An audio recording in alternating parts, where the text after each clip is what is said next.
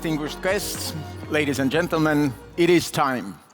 It is time to open the third global conference for media freedom here in Tallinn. We welcome all our participants here in the capital of Estonia who are in this hall with us, and also people who are joining us via internet. Welcome to our conference. My name is Neeme Raud. I'm a journalist in Estonia, Estonian journalist, and I'll be moderating today's event on this stage. The event will run until 6:30 p.m. Estonian time, and you will find schedules on internet, as Estonia prides itself of being one of the most digitalized and therefore paperless countries in the world. So we try to avoid paper in this conference. In broad strokes, we will have first very distinguished keynote speeches, then followed by 3 panels, first on disinformation, second, protection of journalists, and third, linkages between media and internet freedom. Our conference is mostly in English, with few exceptions. Therefore, we invite you to have headphones that you can get at the door. Channel 1 is translation into Estonian and Channel 2 into English. Our event today was preceded by ministerial meeting of the Media Freedom Coalition yesterday. After the closed-door event that took place in this very hall ended, several participants described the discussions as serious, since the global picture on media freedoms is, as Estonian Deputy Foreign Minister described it yesterday, rather gloomy. But without further ado, let's move to today's discussions, and I am honored to invite to the stage to open our conference, President of Estonia, our country, Mr. Alar Karis.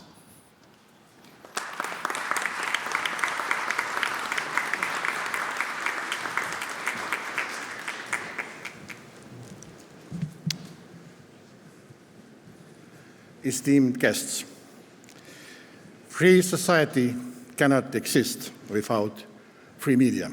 Free media cannot exist without free society. It is as simple as that. Therefore, it is our duty to protect free society as a foundation of media freedom.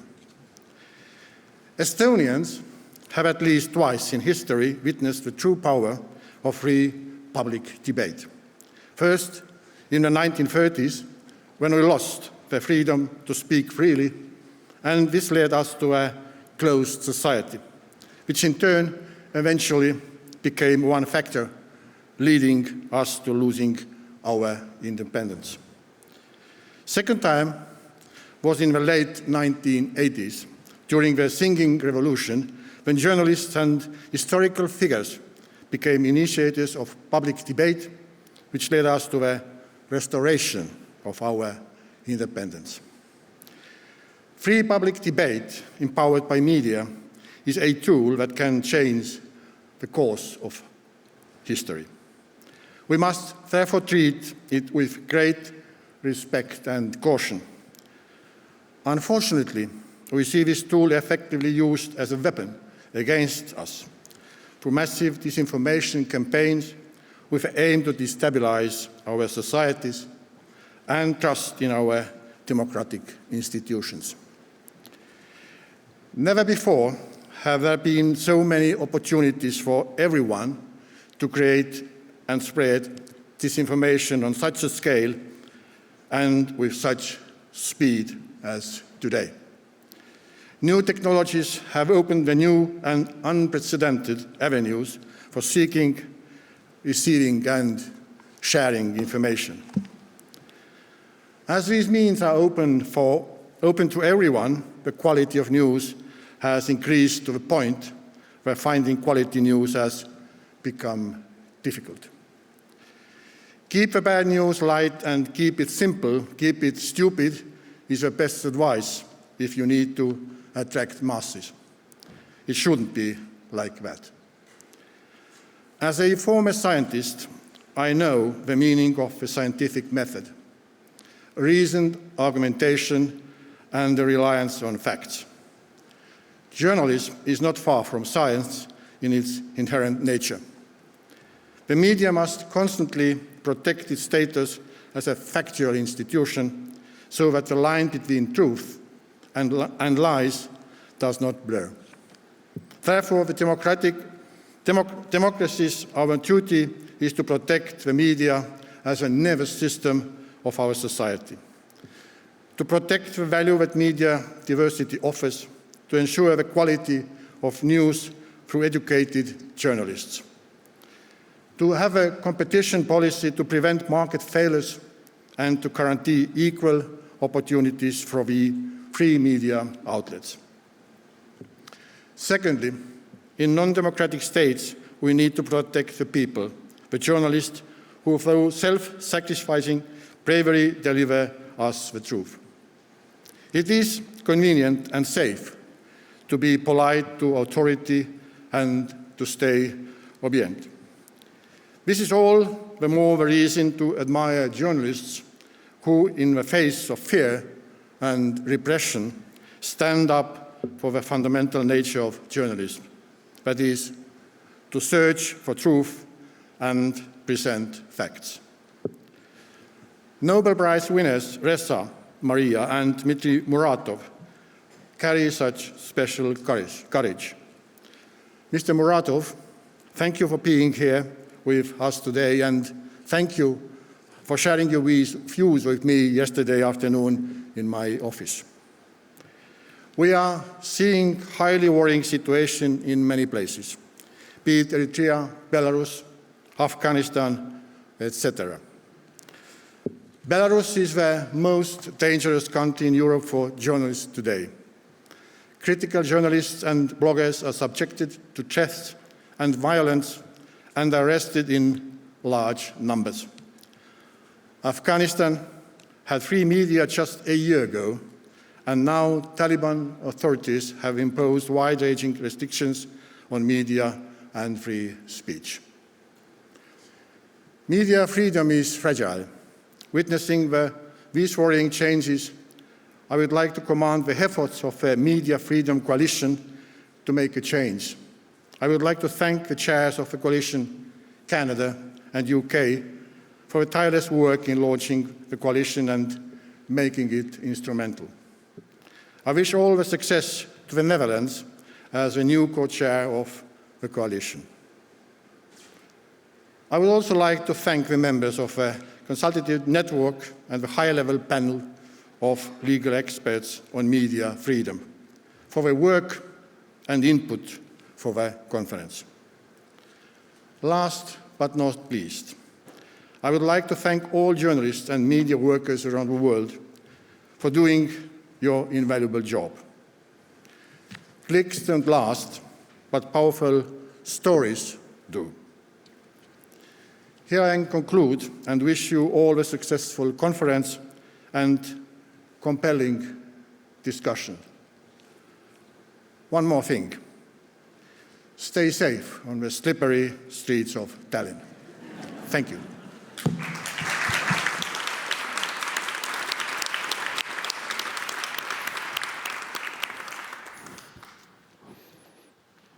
Thank you, Mr. President. Clicks don't last, but the stories do. That's the thought to take away from this speech. When the Media Freedom Coalition was launched in 2019, its aim was defined to advocate for media freedom and safety of journalists and hold to account those who harm journalists for doing their jobs. We have here, as the President said, today a journalist who was awarded Nobel Peace Prize for his work and courage in our field. I'm honored to invite to the stage my colleague from Russia, the editor-in-chief of the newspaper Novaja Gazeta, television presenter, but first and foremost still, I believe, he's a journalist. And since in our profession, despite all titles, we who are journalists will stay in the heart always journalists. Господин Dmitry Muratov, вам слово, пожалуйста.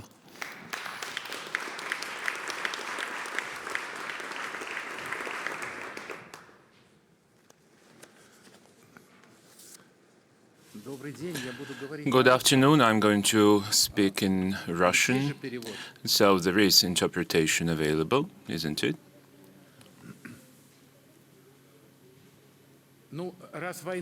So, as there has not been any warfare activities around this morning, that's why good morning to you. Thank you, Estonia, for inviting me to this remarkable forum. My friend Artemy Troitsky, columnist of Novaja Gazeta, is also here. He had to leave Moscow. I discussed the topic of my presentation, and I'm going to give you concrete examples, because I know that all mass media spoke about the Elena Milashina, who was fighting against Ramzan Kadyrov, the dictator of Chechnya. It is quite difficult to understand, but I would like you to listen carefully, understand the logics that we are living in our country. In March of 2021, the big regiment of Kadyrov in front of TV cameras demanded from President Putin to stop the activity of Novaja Gazeta. We ask you to stop the activities of Novaja Gazeta because they coerce us to take personal responsibility and stop insults of military personnel. And this is said by the people holding sniper rifles, and this can be called a threat to murder. Such a démarche followed after the investigations by Elena Milashina about extrajudicial executions in Chechnya. We announced the names of the killed, and we found the witness. Staff Sergeant Gezmakhaev announced the names of the executioners, after which we could hear the demand either to close our newspaper, or Milashina or our newspaper are going to be destroyed. In January this year, something extraordinary happened which made even the Kremlin to be surprised. Kadyrov's assistants captured the wife of federal judge Jangalbayev, and she was transported to Grozny city as a hostage, where she, ill with diabetes, barefoot, she was trialed when she was unconscious. Elena Milashina told the story, and Ramzan Kadyrov publicly announced her and Mr. Kalyakin, human rights activist, terrorists, and they wanted Milasheva to be killed. And the closest comrade in arms of Kadyrov, Delimkhanov, who is the deputy of the Russian parliament from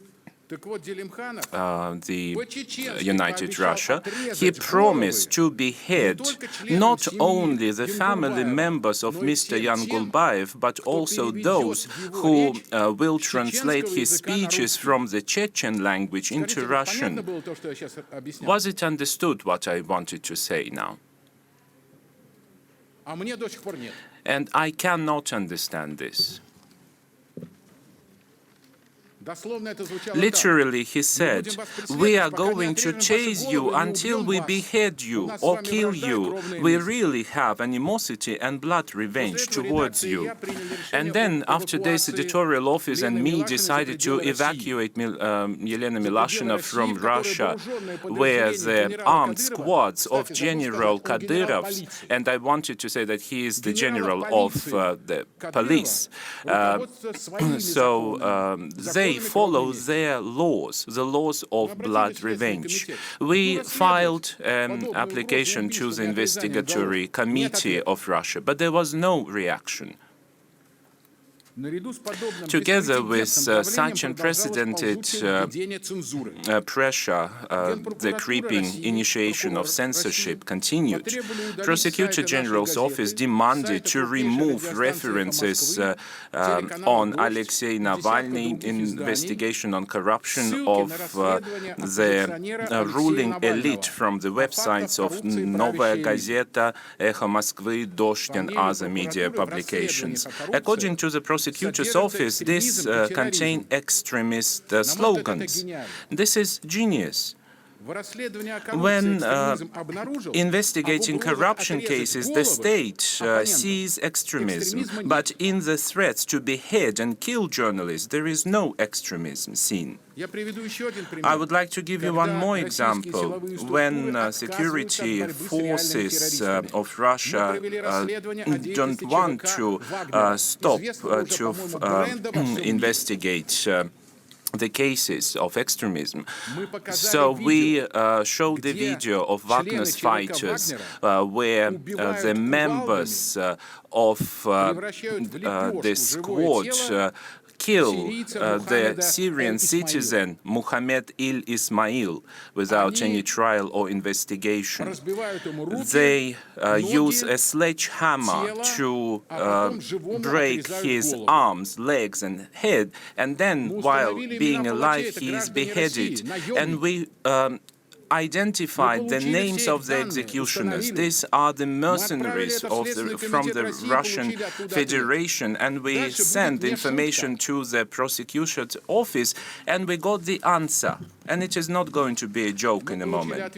We got the following answer from the investigator. The fact of death of Mr. Ismail is not identified and cannot be proved with documents. We asked the investigator to answer the following question: is it possible for a beheaded person to continue living? There was no answer, because, unfortunately, the crimes which were committed by the state or in the name of the state are not investigated in our country. Then, during the meeting, am I taking too much time? I have 30 more seconds. Okay.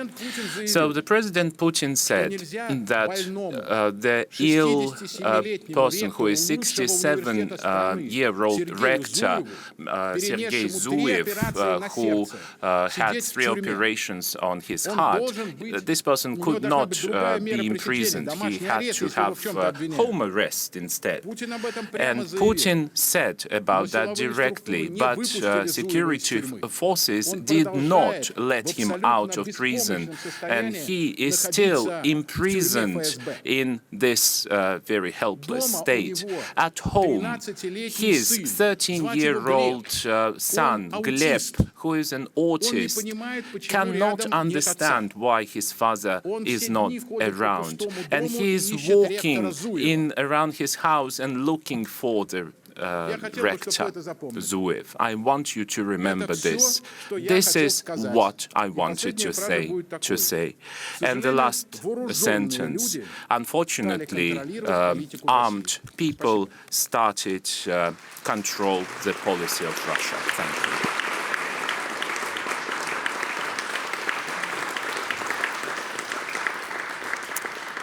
Thank you. Thank you, Mr. Muratov. These are chilling examples of journalistic work on the front line, and unfortunately this all happens not very far from where we are now in Estonia. Russia is our neighbor right here, and that is the proof why Mr. Muratov was awarded last year the Nobel Peace Prize for this effort. So maybe once more a good applause for his and his colleagues' efforts.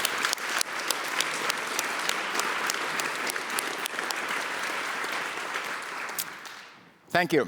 Our next speaker joins us virtually. Ms. Vєра Jourová is European Commission Vice President for Values and Transparency.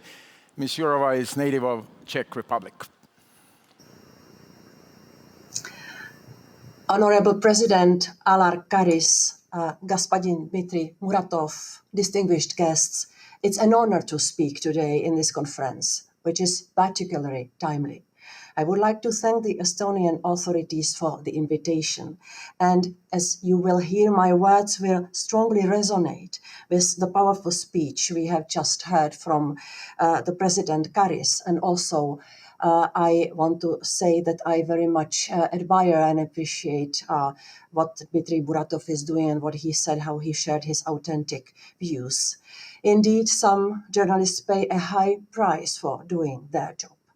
And you are part, Mr. Muratov, of the journalists, along with Mrs. Maria Reza, who won the Nobel Prize with you and whom I had the pleasure to meet on several occasions.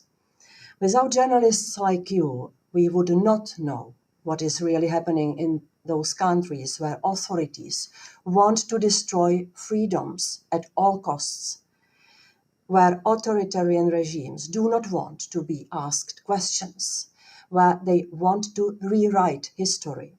They do not want the world to know the reality on the ground. But thanks to journalists like you, we know. Thank you for that. And I know gratitude is not enough. Action is needed. In this context, democracies have two major duties: protecting journalists, media freedom and pluralism, which are at the core of our values, and fighting disinformation, which aims at dividing us and undermining our democratic model. These duties go hand in hand, and they are both part of my role. Last September, the European Commission presented its first ever recommendations on the safety of journalists. We asked member states to create independent national support services, including helplines, legal advice, psychological support, and shelters for journalists and media professionals facing threats. We call for an increased protection of journalists during demonstrations, greater online safety, and particular support to female journalists. We are also working on measures to protect journalists and civil society rights defenders against abusive litigation, the so-called strategic lawsuits against public participation, or SLAP if you want. Because SLAP is another way to try to put pressure on journalists and silence them. At the same time, we are preparing the European Media Freedom Act. This act will introduce safeguards to protect the independence of the media and media pluralism in the European Union. And we are now consulting widely this proposal, and I would like to invite the participants in this conference to contribute. One important measure, in my view, should be to strengthen the cooperation between European media regulators. Independent regulators play a key role in the protection of media freedom and pluralism. Strengthening European media regulators and their cooperation would also help the EU to deal more effectively and efficiently and consistently with disinformation and foreign propaganda channels. We have seen decisive action by several regulators, including in the Baltic states and in Germany. As announced in the European Democracy Action Plan, the EU is working to impose costs on purveyors of foreign interference and influence operations. We are also working on the new Anti-Disinformation Pact with the digital players such as Facebook and Google, but also with the advertising sector, to ensure that it becomes more difficult to amplify propaganda and that we protect our information space. Dear Mr. Muratov, you rightly said in your Nobel lecture that, and I will quote you, aggressive marketing of war affects people and they start thinking that war is acceptable. Governments and their propaganda supporters are fully responsible for the militaristic rhetoric on state-owned television channels. End of quote. Today, Ukraine is the main target of this aggressive marketing of war. Experts reported that Ukraine was in nearly 40% of the disinformation cases that they have been identified since 2015. Ukraine and NATO would be the aggressors, and Russia would be the victim of broken promises, promises that were never given. These are the narratives which are overflooding the EU of these days. This might sound incredible in some part of Europe and of the world. It might well be credible in other parts. Democracies should be united. The only answer to Russia's action is unity of the EU, of NATO. Nothing is off the table in order to protect the integrity of Ukraine. And we stand for our values. Thank you for your attention.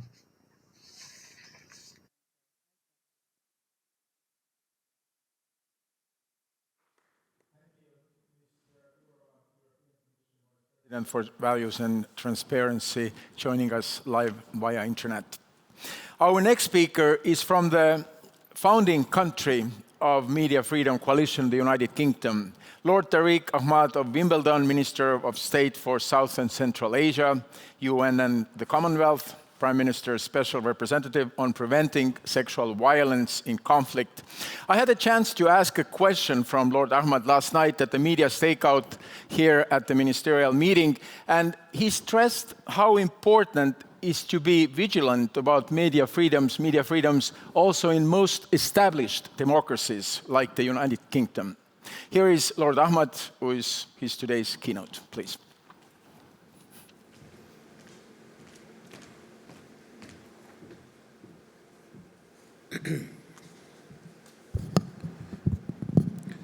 Hello everyone, good afternoon, and thank you for joining us today. First and foremost, to you, Your Excellency, Mr. President, President Karis, and to our dear friend, Foreign Minister Liimets, a huge thank you. Thank you for being such incredible hosts on what has been an intense period of engagement, discussion amongst friends, but importantly, coming together on the important priority that is media freedom and the protection of journalists across the globe. Ed Bradley, the Emmy award-winning broadcaster, once summed up the vital role of journalists around the world, and I quote, said, "They shine a light in a dark corner, and they make life better for people living there in the dark," he said. They bring hope. How right he was. Thriving, independent news outlets are the very cornerstones. They're the lifeblood, they're the beating heart of democracy. Yet, when democracy is under attack around the world, journalists suffer too.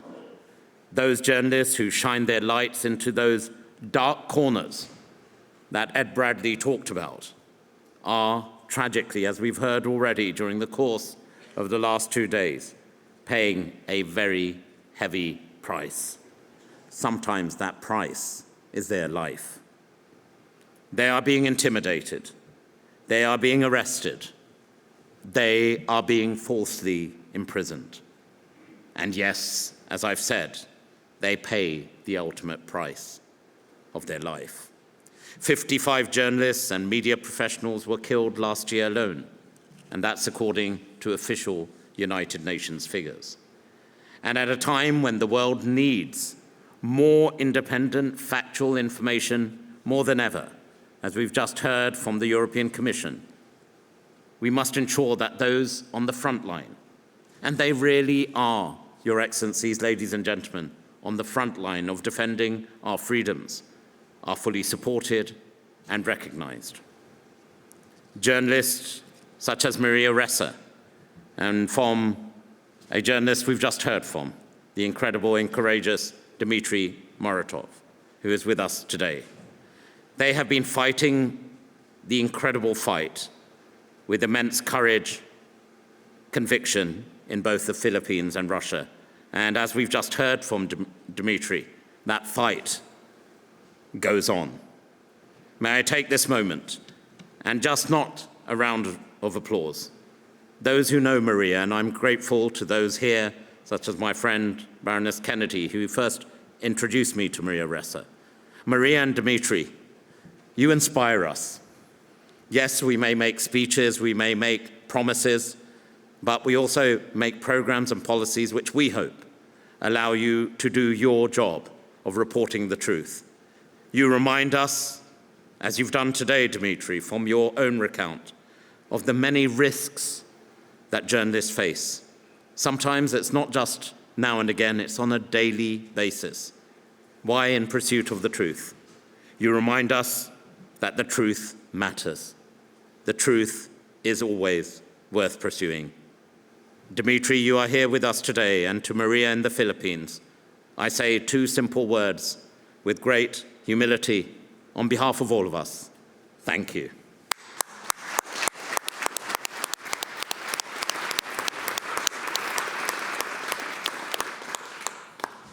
I'm glad that your bravery and commitment have been recognized on the world stage.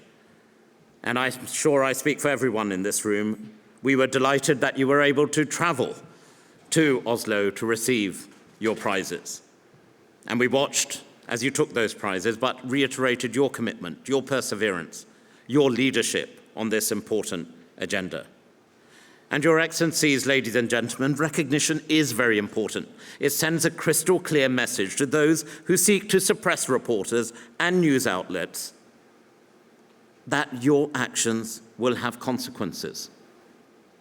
And it is that reason that the United Kingdom, together with our dear friends and partners Canada, established the Media Freedom Award. Much thinking went into this award. It recognizes the journalists, individuals, and organizations who work tirelessly to promote and protect media freedom. And therefore, Mr. President, Your Excellencies, ladies and gentlemen, I'm delighted to announce that this year's winner is Pham Duan Chang, a courageous, award-winning independent journalist and indeed brave human rights defender from Vietnam. You will hear more about her incredible work from Foreign Minister Joly in a moment. But let us just reflect. I said, in the case of Dmitry and Maria, they were able to travel. Sadly, Ms. Trang cannot be with us today. Why? Because she is serving a 9-year sentence, imposed only in December. Her crime? For disseminating anti-state propaganda. She was simply reporting the truth. It is, of course, deeply worrying that a journalist has been imprisoned for peacefully expressing her views. But I say this from all of us to you, Ms. Trang. We are all here to recognize and support you, and we stand with you. Your example, like that of Maria and Dmitry and many, many others, hundreds of thousands of journalists around the world who work to report the truth, inspires us. We stand with you. We will defend journalists like you. We will defend you to allow you to carry out your vital work and constant pressure and intimidation from authorities. And I pledge this to every journalist around the world who is currently under challenge, who is currently being intimidated. And specifically, I say to Ms. Trang, you may have been silenced, but today is another demonstration that we collectively will act as your voice. We will continue to be your voice. We will continue to speak up for you. And a final message, I assure you, you are not forgotten. Thank you.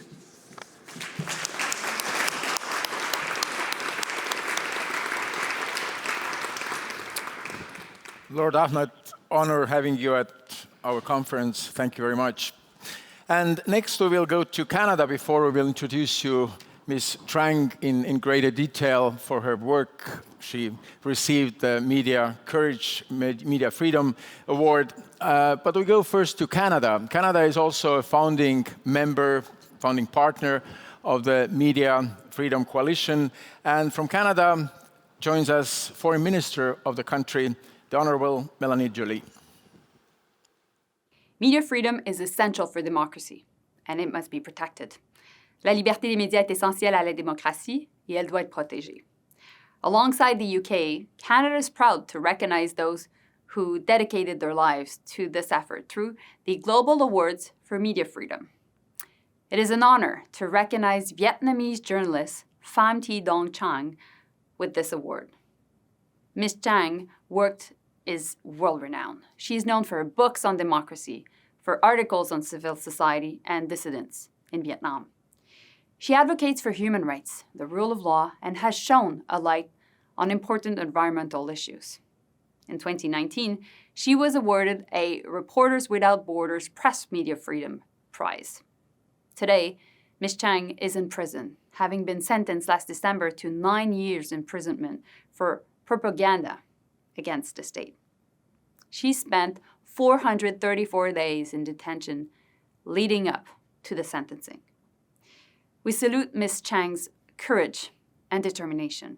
We will continue to stand up for media freedom and those who defend it around the world. Nous saluons le courage et la détermination de Mme Chang et nous continuerons à défendre la liberté des médias et ceux qui la défendent dans le monde entier.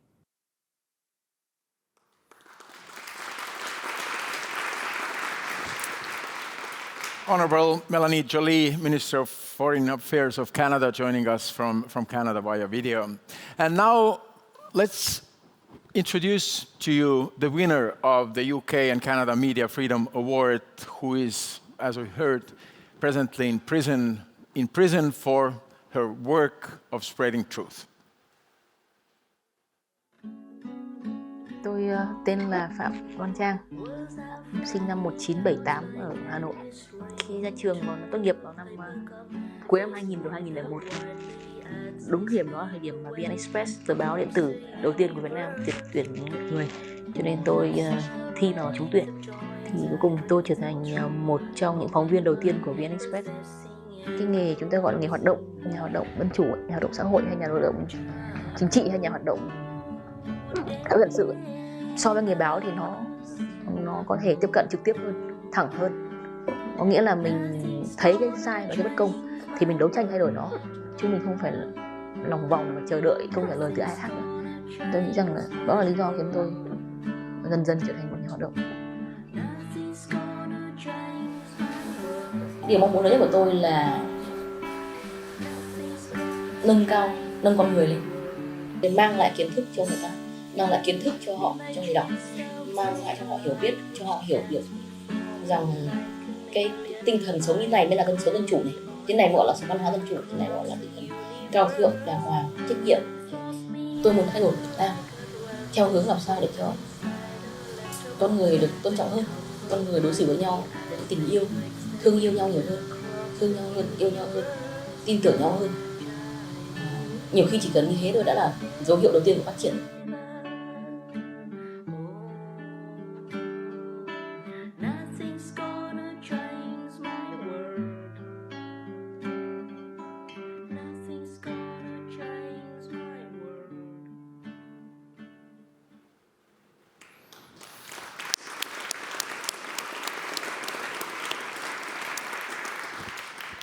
Ms. Trang from Vietnam, the winner of this year's Media Freedom Award. But we will continue with our video keynotes. The next speaker is Ms. Michelle Bachelet, twice the President of Chile, now the United Nations High Commissioner for Human Rights. And here is her speech for our conference.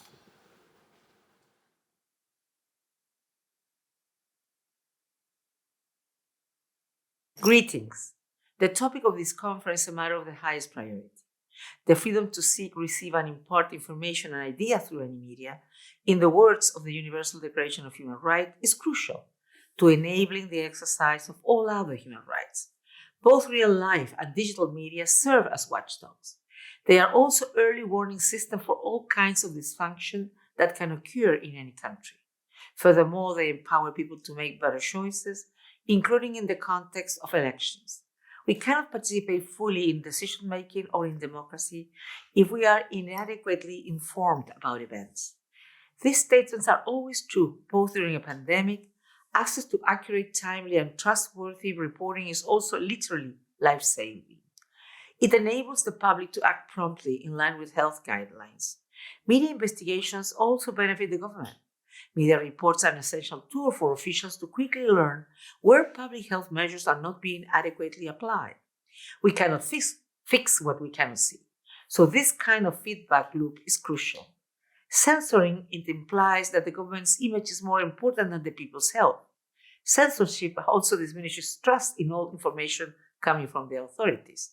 As all of us who have lived under censorship know, it generates the impression that all the information put out by the government's official newspapers is just propaganda. But despite this crucial value of independent media, in times of crisis, journalists and media workers have, if anything, been targeted for even more intimidation, killings, violence, arbitrary detentions, and prosecutions during the pandemic than they were before. In 2021, the Committee to Protect Journalists confirmed that 27 journalists around the world were killed because of their work, and this was certainly an undercount. UNESCO have found that fewer than 1 in 10 cases leads to a conviction. There is an urgent need for renewed efforts to tackle impunity for crimes against journalists and hold the perpetrators of these crimes accountable, whether they be private individuals or agents of the state. In several countries, emergency powers and exceptional measures have clearly been misused to justify censorship and excessive restriction of the movement of media workers, as well as arbitrary arrests and detentions. In 2021, Reporters Sans Frontières counted 488 journalists who were detained because of their work, an increase of 20% compared to 2020. Reporters have been targeted for online and offline harassment, including by political leaders. Women reporters are often the target of particularly vicious harassment and smear campaigns. Journalists covering a demonstration or investigating allegations of corruption have been attacked, including by police and security forces. The United Nations has urged states to strengthen their efforts for the safety of journalists, with emphasis on the gender dimension of attacks. Emphasizing the importance of these issues to national and global development, the 2030 Agenda for Sustainable Development requires states to report on the number of killings, kidnappings, enforced disappearances, arbitrary detentions, and torture of media workers. Alongside your discussion on the protection of journalists, this conference will take a close look at some key issues related to the Internet, including disinformation and Internet freedom. The Human Rights Council has repeatedly affirmed that people's human rights, including rights to freedom of expression and information, are the same online and offline. All of us have human rights in the digital sphere, and those rights must be protected. But increasingly, we see people's digital access being shut down when demonstrations occur. We have consistently deplored blanket internet shutdowns, which contravene international human rights law. I'm also concerned that media workers and others are increasingly targeted for surveillance by government, using powerful spyware such as Pegasus and Candiru. This has contributed to arbitrary detention and torture. I urge governments to impose a moratorium on the sale and transfer of surveillance technology until its compliance with human rights standards can be assured. The digital sphere also accelerated the spread and magnitude of what the UN Secretary General has termed, and I quote him, the dangerous epidemic of misinformation, end of quote, around COVID-19. The antidote to that epidemic of misinformation and disinformation is objective, investigative, and fact-checking by independent reporters in a context of accountability. That epidemic of misinformation and disinformation is objective, investigative, and fact-checking by independent reporters in a context of accountable governance that retains the public's trust. But far too often, my office receives reports of officials using the fake news label to undercut criticism and legitimate reporting. Human rights guidance is particularly important to ensure that so-called fake news laws do not become a tool for silencing critical voices. Free, independent, and pluralistic media and press, including minorities' languages, play a central role in every democratic society. When we defend media freedom, we defend justice, good governance, and human rights. I thank you for your attention.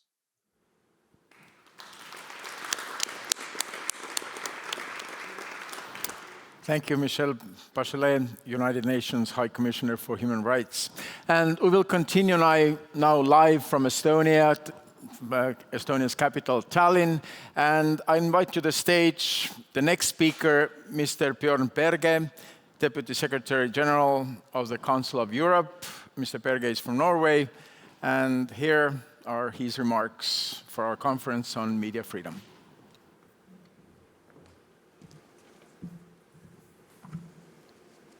President of the Republic of Estonia, Minister, Nobel Peace Prize laureate, distinguished speakers, ladies and gentlemen. This conference is an opportunity not just to pledge our commitment to media freedom, but to consider what that means in 2022. What the specific challenges are and how we can overcome them. Certainly, the circumstances are extraordinary. The unprecedented rise of digital technology and changes in the political environment, including the spread of hate speech, fake news, and disinformation.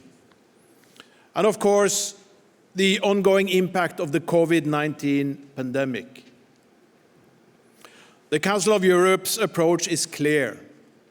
Article 10 of the European Convention on Human Rights protects freedom of expression for all Europeans, including media freedom. This is interpreted by the European Court of Human Rights, which has an essential role, and its judgments must be executed without any exception. The big question is, of course, how can we apply the fundamental principles safeguarding freedom of expression? This is a major priority for the Council of Europe, and we try to concentrate on specific areas. Let me today give you some examples. Take disinformation and hate speech. Its rise has been accelerated by digital technology. We are taking a range of initiatives, including developing specific guidelines for all our 47 member states. First of all, on a comprehensive approach to combating hate speech, particularly online, ranging from outlining of specific criminal offenses to educational programs. Secondly, we are developing guidelines on ensuring that digital technologies are used in an open, transparent, and accountable way. Its aims include ensuring that there is greater clarity on the curation and the moderation of content, and that there are means of redress. And thirdly, on media and communications governance, we are looking at the role of online platforms. We also want to introduce guidance to curb the spread of disinformation, with a focus on fact-checking and platform design solutions. Underpinning all of this is the need to ensure a higher degree of media literacy skills so that people themselves can adopt well-informed views. I must say that Estonia's record on this is very strong. Equally, we are committed to protecting the freedoms of those who do the reporting. But in recent times, as we have heard, intimidation, restrictions, and attacks have increased. Last year, alone 6 journalists were killed in Europe. This is completely unacceptable. The platform for safety and protection of journalists that we have created in the Council of Europe enables to follow developments in Europe very closely and gives us the opportunity to respond to threats in a much more systematic way. Last year, ministers of media and information from our 47 member states committed themselves to elaborate a set of initiatives to enhance the safety of journalists in Europe. This is a very important step. During the COVID-19 pandemic, we have also seen some very serious developments. We have seen spikes in disinformation, hate speech, and attacks. And there have also been laws and law enforcement practices that have paved the way to excessive measures, including the wholesale blocking of websites, non-judicial takedowns, and broadcast bans.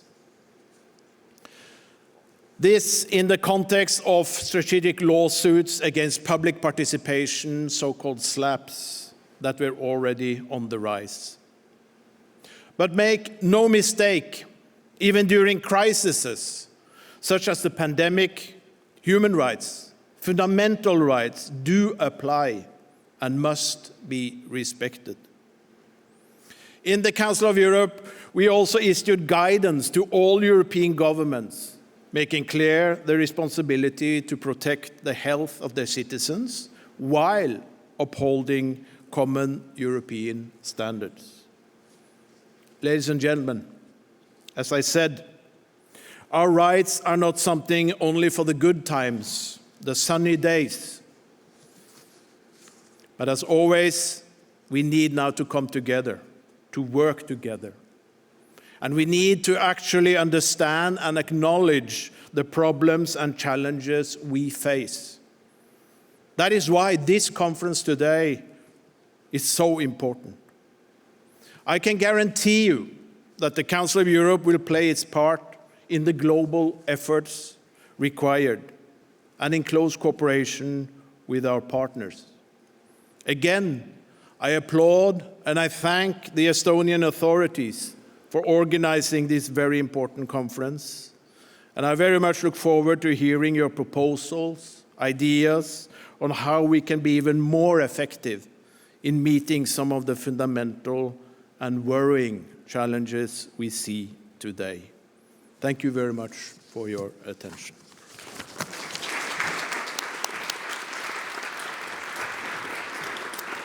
Thank you, Mr. Berge. We have two more speakers of our keynote opening segment of this conference. And next up is Ms. Audrey Azoulay.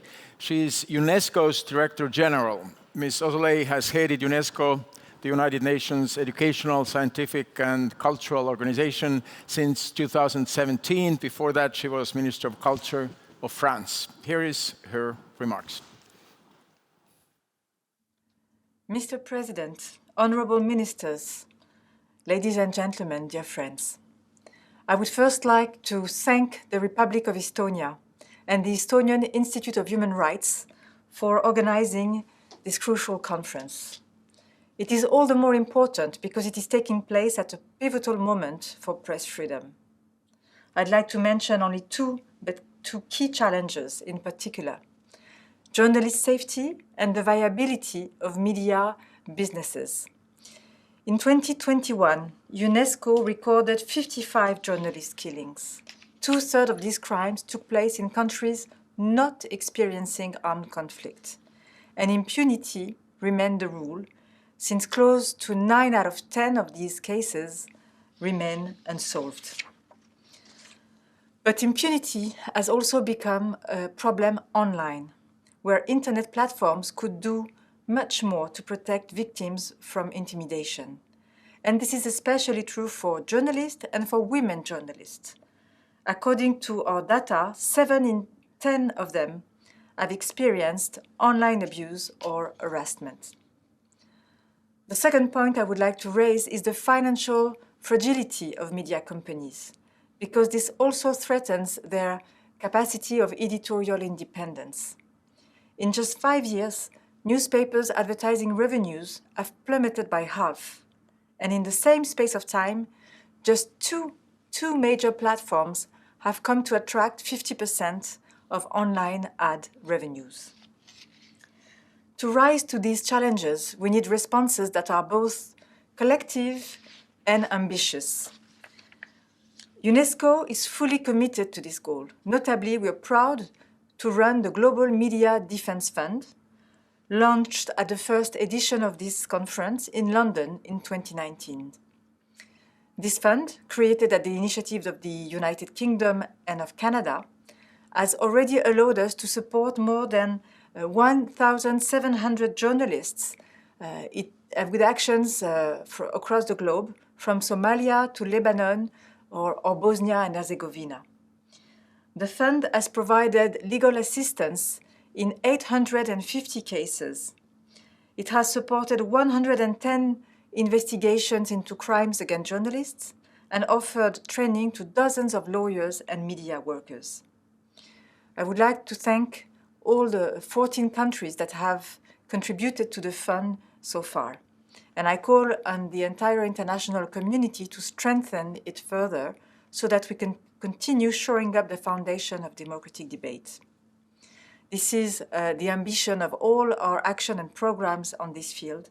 And this is also the idea expressed so eloquently by Filipino journalist Maria Ressa, winner of the UNESCO Guillermo Cano Prize and, of course, of the Nobel Prize. She was our special guest at our last World Press Freedom Day in Namibia last May.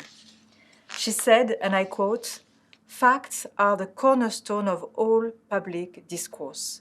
If you don't have facts, you can't have truth." This year, as we celebrate the 10th anniversary of the United Nations Plan of Action on the Safety of Journalists, it is up to us collectively to defend the custodians of this truth, journalists. We look forward to taking stock of our progress towards this goal on World Press Freedom Day in Uruguay this coming May. I hope to welcome you there, and I thank you very much.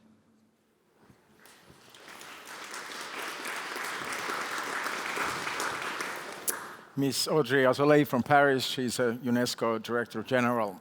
And now we will go from Tallinn, from here, live to London. Joining us is very experienced journalist, a foreign correspondent, Ms. Liliane Landor, who is now Senior Controller, BBC News International Service and Director of BBC World Service. And I was thinking, I was working 13 years for one big international radio service, Voice of America, but still the hallmark of all international radio services always was somehow BBC. Even we from Washington and New York looked up to BBC. And it is great to welcome Ms. Landor to our discussion, and would like to hear what guarantees this hallmark status of BBC under her leadership. Please. Hi. Neeme, this is very gracious of you. Thank you, and thank you to the organizers for inviting me. I gather I am the last speaker, and I hope that I will still have all your attention, because it's an incredible opportunity to share this platform with all of you. But as Neeme said, I'm talking to you not just as a senior leader in the BBC, Director of the World Service and International Services. I'm talking to you first and foremost as a journalist, as someone whose life and identity has been defined by the importance of fair, open, transparent and impartial journalism. And this journalism matters more than ever. It matters because of the political, legal and economic pressures on independent media, which are growing by the day globally, and we've heard a great deal about this. It matters because of the trust our audiences have in us. They trust us to be accountable. They trust us to be accurate. They trust us to be impartial, to speak truth to power, and importantly, to be fearless. Bear with me if I talk to you from a perspective of our journalists on the ground.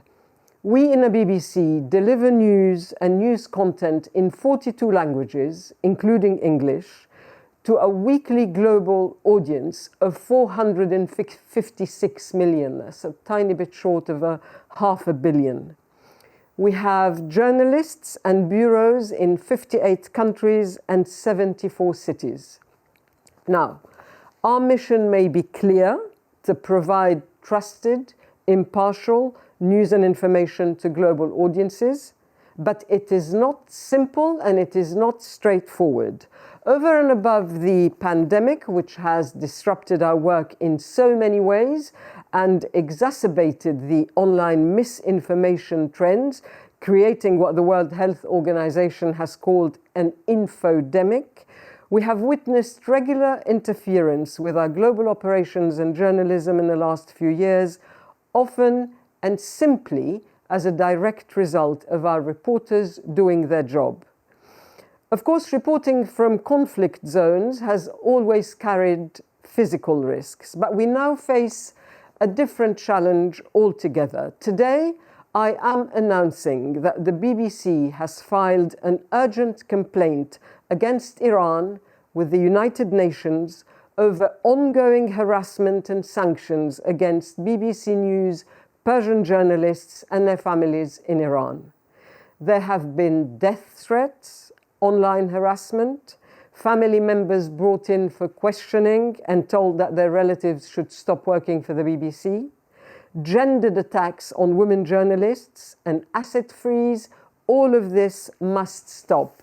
Our journalists have to be able to carry out their jobs without fear of threats, of intimidation towards them and their family. Later today, the head of BBC Persian, Rosita Lotfi, will join a panel to talk about our colleagues. But I will say just this, that the pattern of harassment intensifies when our journalists report on significant events in the country. Most recently, our coverage of Iran's handling of the COVID pandemic. And it is not just Iran. The list of countries where it's harder to operate as a journalist has expanded hugely. In recent months, we've watched events in Afghanistan unfold. It's always been difficult to be a journalist in Afghanistan, and tragically, we all have lost colleagues in that country over the years. But the return of the Taliban has brought with it new challenges, including restrictions on media freedom, freedom of movement, and especially women's freedom of movement. In Russia, we've heard from Dmitry Muratov. Russia, we consider it now as a hostile environment for our journalists. Many independent news organizations have closed down, and 90 individual media outlets and journalists have been designated foreign agents, including our own journalist, Andrei Zakharov. Our correspondent, Sarah Rainsford, has also been expelled from the country. The situation is not much better in Hong Kong and China. The BBC World News TV channel has been banned in China following our reporting on coronavirus and the Uyghurs. BBC World Service in English and in Cantonese has been removed from the airways in Hong Kong, and our China correspondent, who exposed the Uyghurs' re-education camps, including sexual violence against Uyghur women, has had to move to Taiwan following pressures and threats from the Chinese authorities. I can talk to you about Myanmar, where following the coup, the authorities have been making it incredibly difficult for journalists and international media to operate inside the country. They've shut down the internet and they've taken off the licenses of media companies. In Ethiopia, the list goes on and on, I'm afraid, people. In Ethiopia, the government has issued a decree effectively banning all war-related coverage. They've also accused the BBC, CNN, AFP and Reuters of disseminating false news and analysis in order to allegedly assist rebels from the Tigray People's Liberation Front. Of course, we stand by our journalism and by our coverage of the situation in Ethiopia and in Tigray. That's a very quick roundup. I know I've missed quite a few countries, but I do want to give me 2 minutes extra to talk about online abuse and tackling misinformation. This pressure, these arrests, these detentions, these campaigns of harassment and intimidation against journalists are not, unfortunately, not exclusive to restrictive regimes and war zones. Many journalists here in our countries face incredible pressure and abuse online, and these attacks are often aimed at women and journalists of color. They include racial slurs, threats of sexual violence, indecent images, with one purpose, which is to push them out of the debate and belittle their journalism. There is no justification whatsoever for any journalist to be treated in this way. So this is what we have done. We have set up a working group to look at journalist safety online. We have invested in content to counter disinformation. We have specialist teams in London, in Lagos, in Delhi, who do fact-checking, verifying, unpicking, who is spreading what rumors for what purpose and what impact. That's what they focus on. And importantly, we have founded the Trusted News Initiative, which is a partnership with other content publishers, global tech organizations and platforms to tackle the problem of disinformation and promote trusted sources of news. Our journalism needs everyone's support. It is only by working together that we can ensure effectively the safety of our journalists, which is fundamental to any democracy. We have to be able to work unhindered and free from threats and free from abuse. Thank you all, and thank you for giving me the opportunity to share this with you.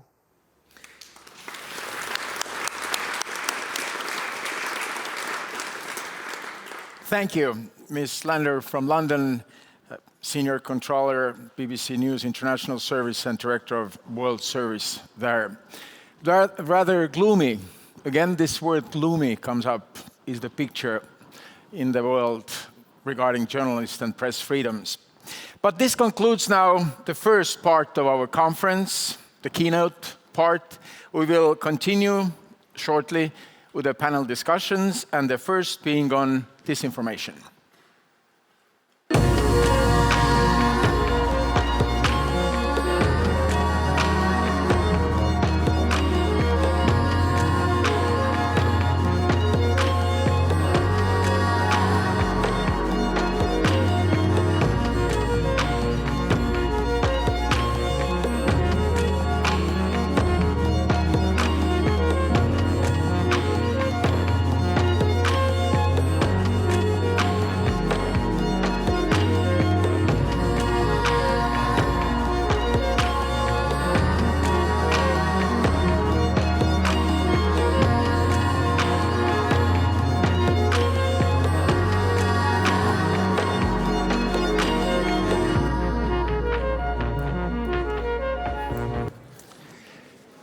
As we gather our panelists here on the stage, it's great not to be alone here now, and we'll start our discussion. But let's first watch a short video presentation. We asked young people, school children around the world to send their messages on media freedom, their ideas. What is media freedom? Why it's so important? And we will present those short video clips throughout the day. Here's the first part of those clips. My name is Nancy Rosen, a second-year student at William & Mary Law School. Media Freedom's challenge is ensuring that countries are held accountable for protecting journalistic freedom. Defending the protection of journalists at home and abroad, particularly in this contentious period, appears to be an uphill battle, as governments are putting pressure on the media to bias their reporting, to only report on one side of the story and one set of facts. However, when citizens have the knowledge and capability to hold their government accountable through journalist reports, the international community has the necessary resources and support to prevent future threats to media freedom and infringements on other freedoms and human rights. Hi, my name is Liedewij van der Staaij and I'm a student at Columbia Law School. I'm from the Netherlands, and media freedom means to me having a functioning society. Oppression of the media has far-reaching consequences, and democracy, human rights and the rule of law are all dependent on the well-being of journalists. So therefore, I believe that guaranteeing media freedom is absolutely essential for society. Thank you. Media freedom means trusting your technology.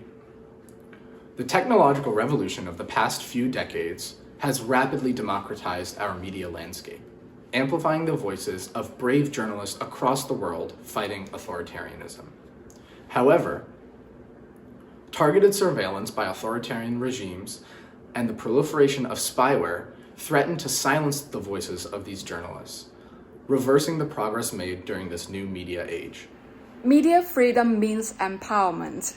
Such freedom allows stories to be told and heard, amplifies our voices, and allows us to find similar experiences and develop empathy that eventually creates a self-help and support system in civil society. Media freedom is also the cornerstone of building a thriving and progressive civilization. It facilitates a truth-finding process and give us information that inspires new ideas and solutions.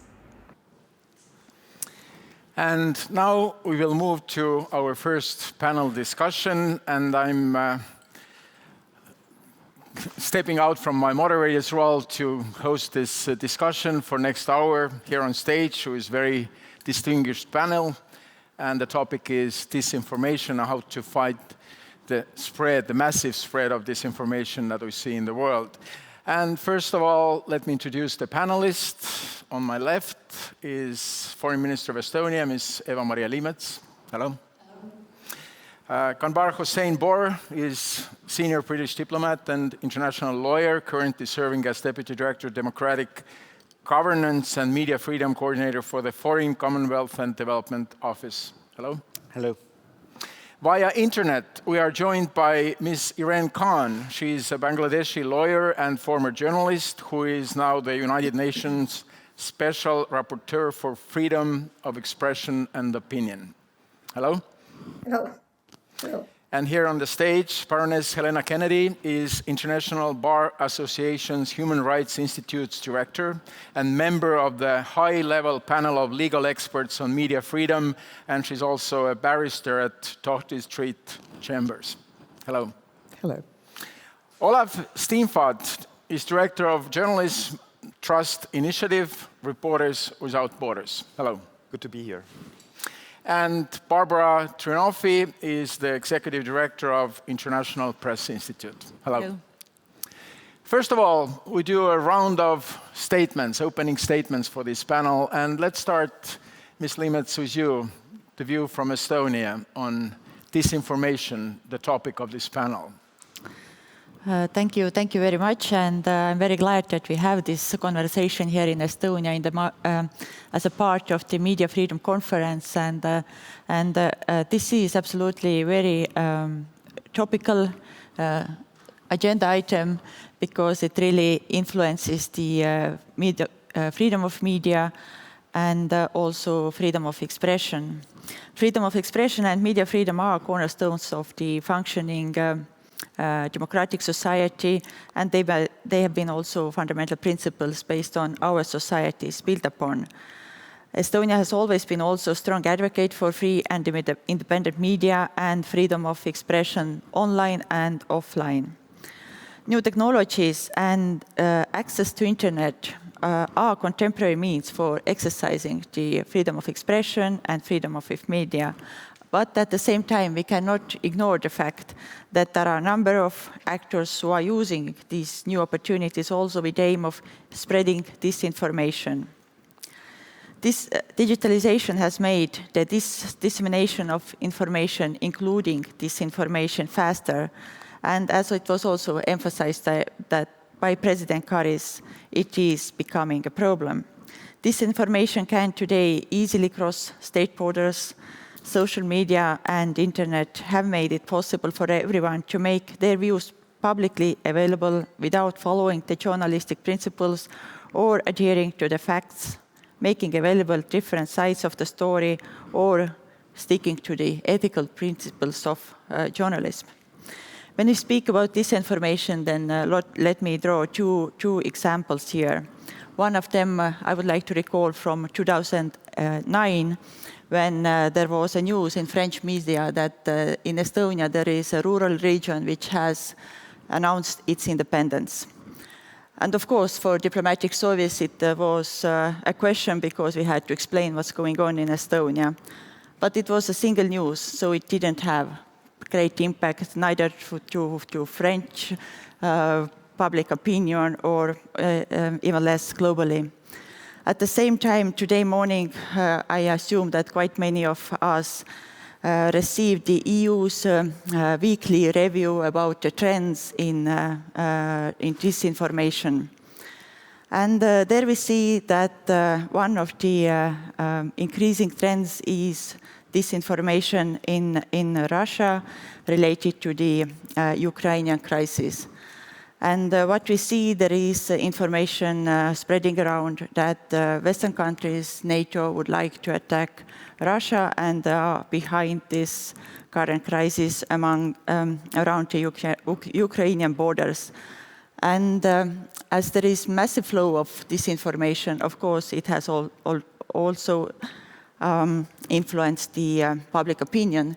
There was also information of the polls of Levadia poll station, which shows that only 4% of Russians believe that this is disinformation. And of course, this is a big problem for us. To conclude, as I understand we have just few moments to make these introductory remarks, I just want to say that what we can do about it. From our perspective, of course, we believe in media literacy, so that we have to continue to teach people that it's very important to see the source of the information and rely on facts, control the facts.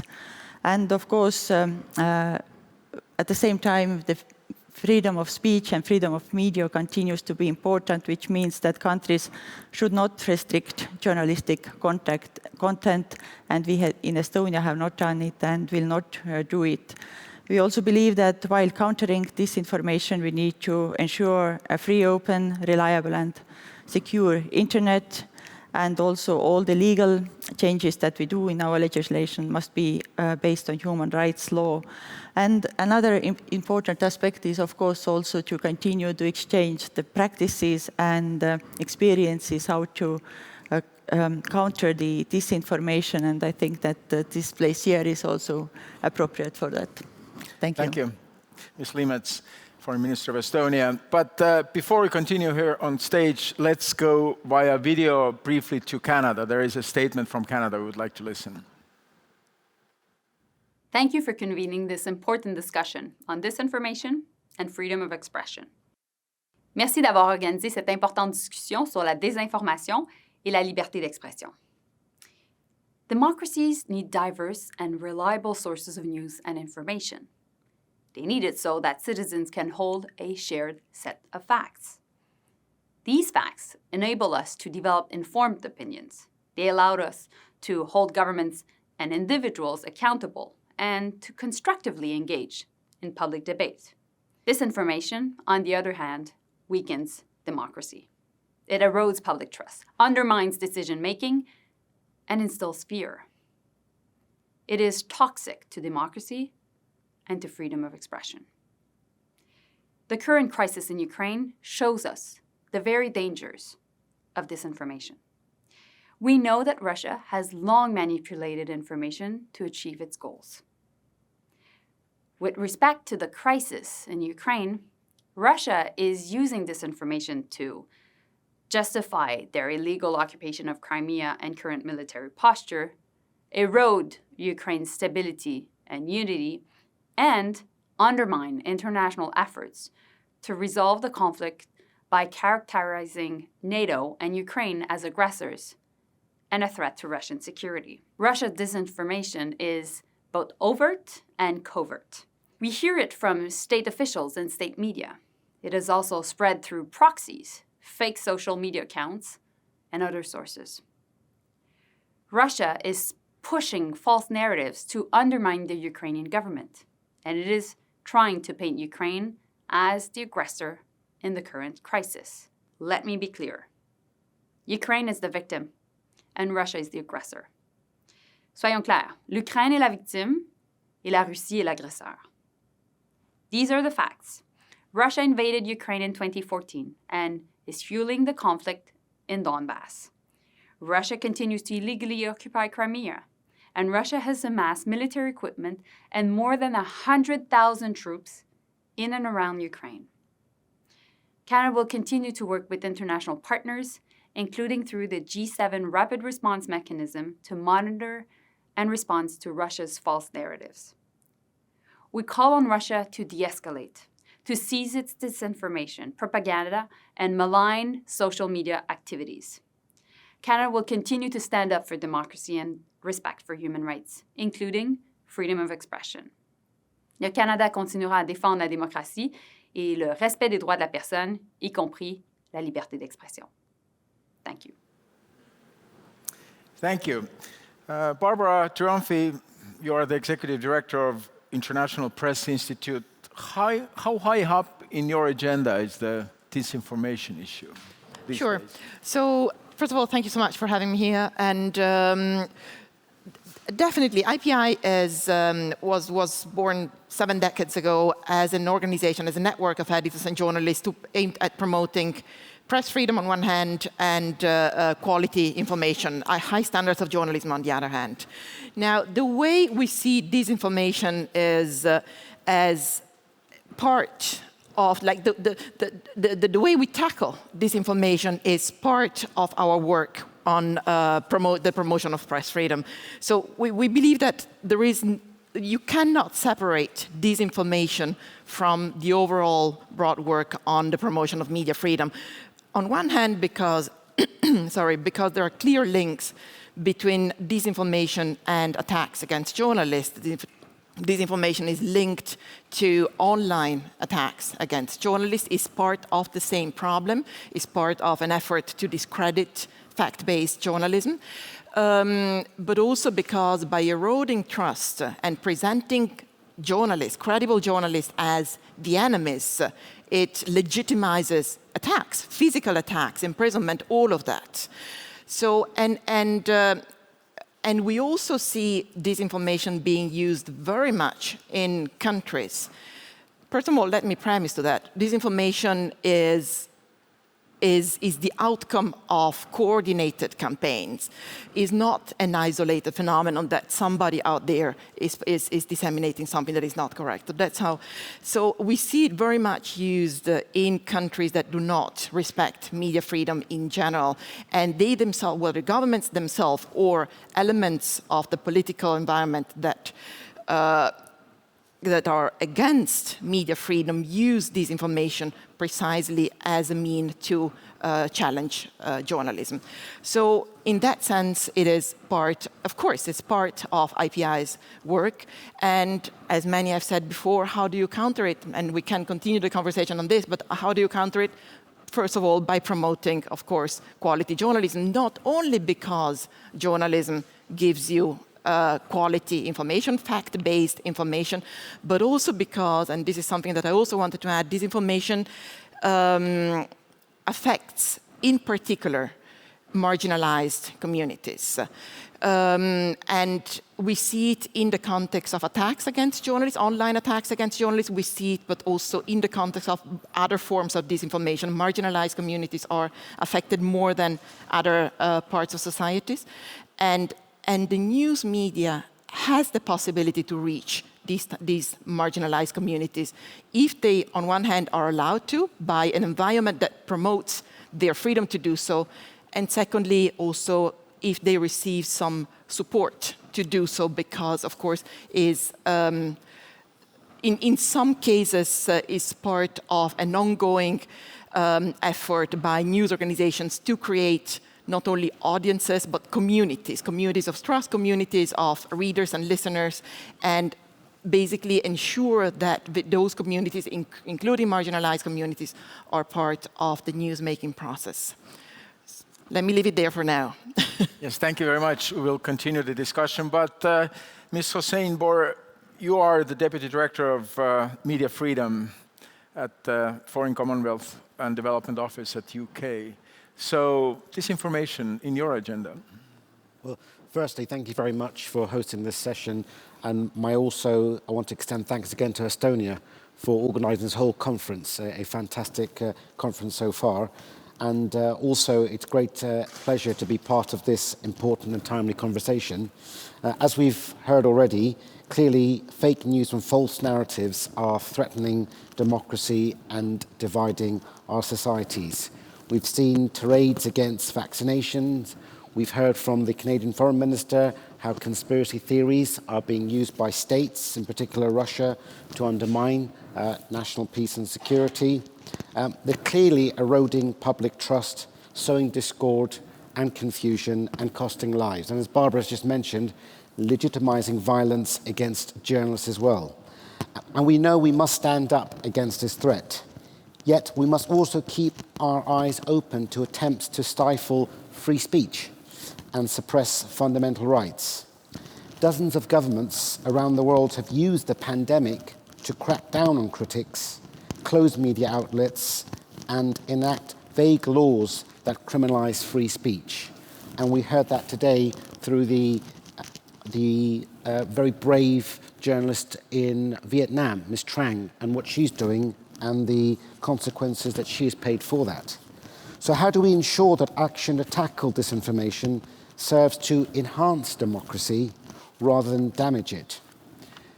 In the UK, we are trying to take a multifaceted approach to this complex issue. For example, our counter-disinformation unit, set up in 2020, builds up a comprehensive picture of disinformation and then works with partners to tackle the problem.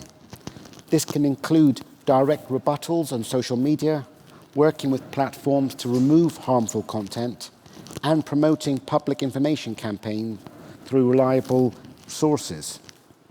Our online media literacy strategy and action plan, published last summer, tries to equip internet users with the knowledge and skills that they need to stay safe online, such as critical thinking. We are also bringing in a new online safety bill, which strives to make the UK the safest place in the world to be online, whilst defending free expression. This law will force companies to tackle in-scope illegal misinformation and disinformation. The biggest platforms must also address certain categories of material that are legal but harmful. The law also forces companies to protect underage users from harmful content. I should say, like many in this room, the UK is also a proud member of the Freedom Online Coalition, a group of countries deeply committed to human rights and fundamental freedoms. Together, we support and promote media freedom in the digital age. We are also supporting media directly through aid and diplomacy. Political and economic pressures are sadly making it harder for professional, independent and accurate news outlets to survive.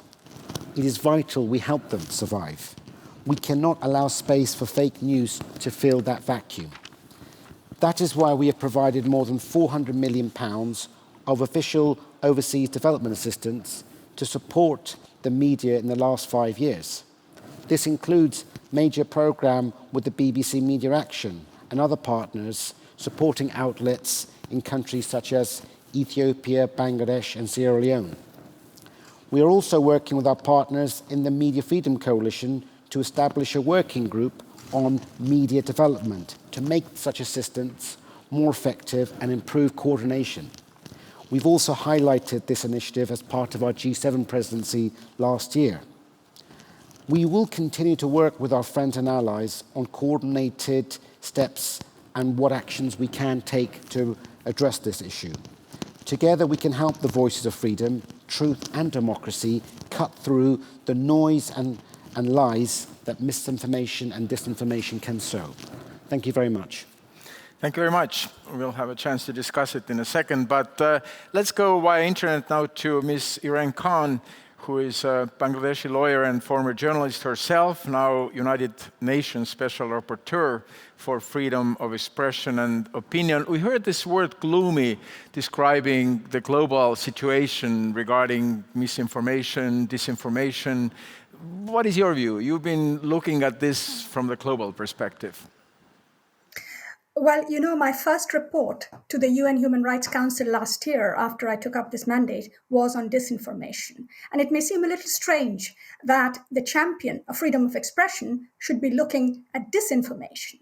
And that is because freedom of expression is the first victim of disinformation, but it is also the solution to disinformation. And the picture that I see globally is a very gloomy one, both on the one hand, the tide of disinformation that is being used by states and non-state actors to undermine democracy, development, and human rights. But on the other hand, the measures that governments are taking are actually probably the medicine is worse than the disease in some ways, in that they are shutting down free speech. And this is not a question of balance. It is a question of understanding that it is through respect of freedom of expression, through respect of press freedom, that we tackle disinformation. For me, that is the big challenge.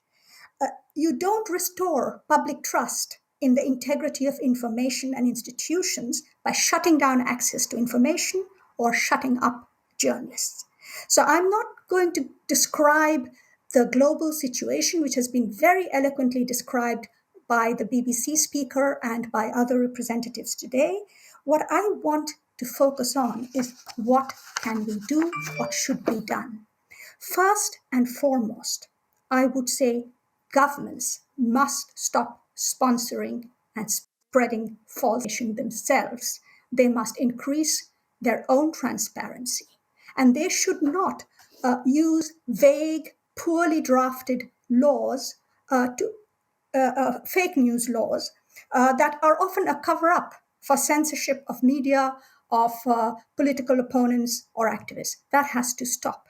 Governments should only restrict speech online or offline in line with international standards, scrupulously in line with international standards. And they must also respect and nurture the freedom, independence, and pluralism of media and ensure the safety of journalists. We hear a lot of rhetoric, but on the ground, impunity prevails. And unfortunately, we also see around the world, including in EU member states, increasingly worrying signs of media capture. Regulatory bodies are coming under political pressure.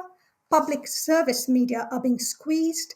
Media ownership is being concentrated in the hands of a few actors, often aligned with political leaders. And add to that the economic impact of digitalization. And in many areas of the world, we now see what I would call media deserts, with little or no independent local media. Yes, there is need to regulate social media, but it must be done smartly, with full respect to right to information and freedom of opinion and expression.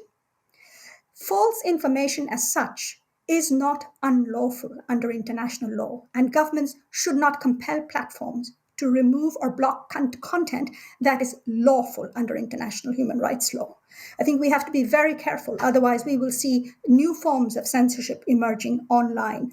What state regulation should focus on is on due diligence of the platforms, enforce transparency of the platforms in line with the UN guiding principles on human rights and business.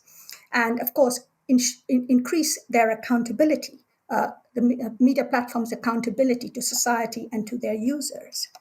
Now, in terms of social media platforms, there's a lot of interest and discussion about content moderation, but I would encourage, indeed urge governments to look further upstream at the business model of these companies. And I would also urge companies themselves to do that, because their business model, their business operations, their data practices, their ranking systems, their algorithms, that is what amplifies disinformation and misinformation, and they need to tackle that.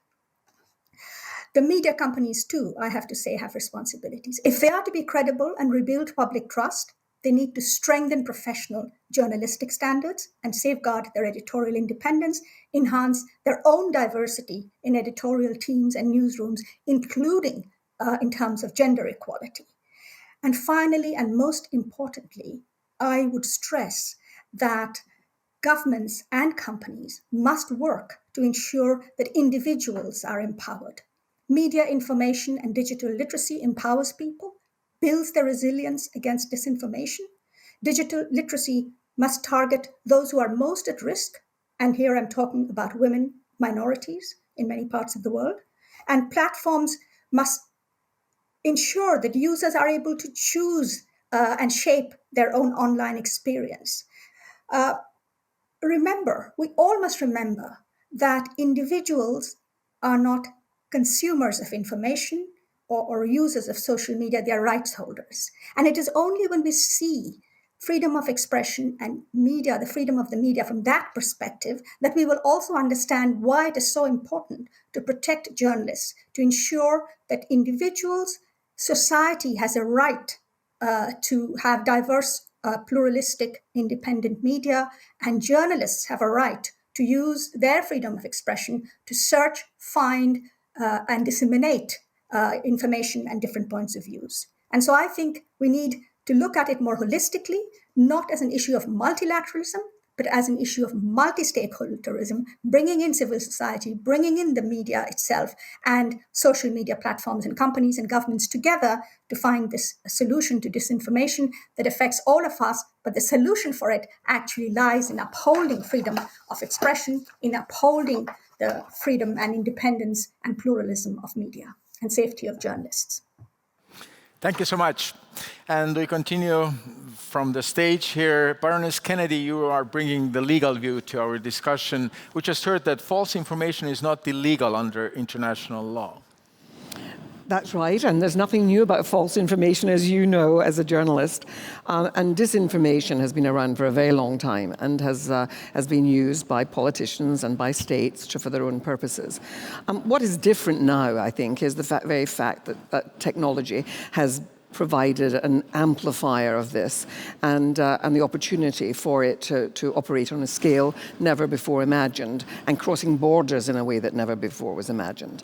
And so there's a tension in that, and Irene has explained it very, very well in that on the one hand, we must protect freedom of expression, freedom of the media, and on the other hand, how do we deal with the misinformation, the disinformation? And I would make a distinction between misinformation and disinformation because, of course, there in that is the issue of intent. People sometimes, of course, exchange information because they've got something wrong, and it isn't because they have a malign intent. But disinformation is intentful, and we really have to be cautious of seeking to deal with this poison in our democratic systems, and at the same time being used in ways that can actually oppress freedom of expression. So I think there's a tension in there, and that's what we have to talk about here on this panel. What do we do about the platforms that Irene was describing? Have a business model which is about gathering information about the users, and that model, which was very much it's sometimes talked about as surveillance capitalism, a way of finding out about the consumer in order to market to them commodities and so on, that we are consumers of commodities, and was a great way of promoting that.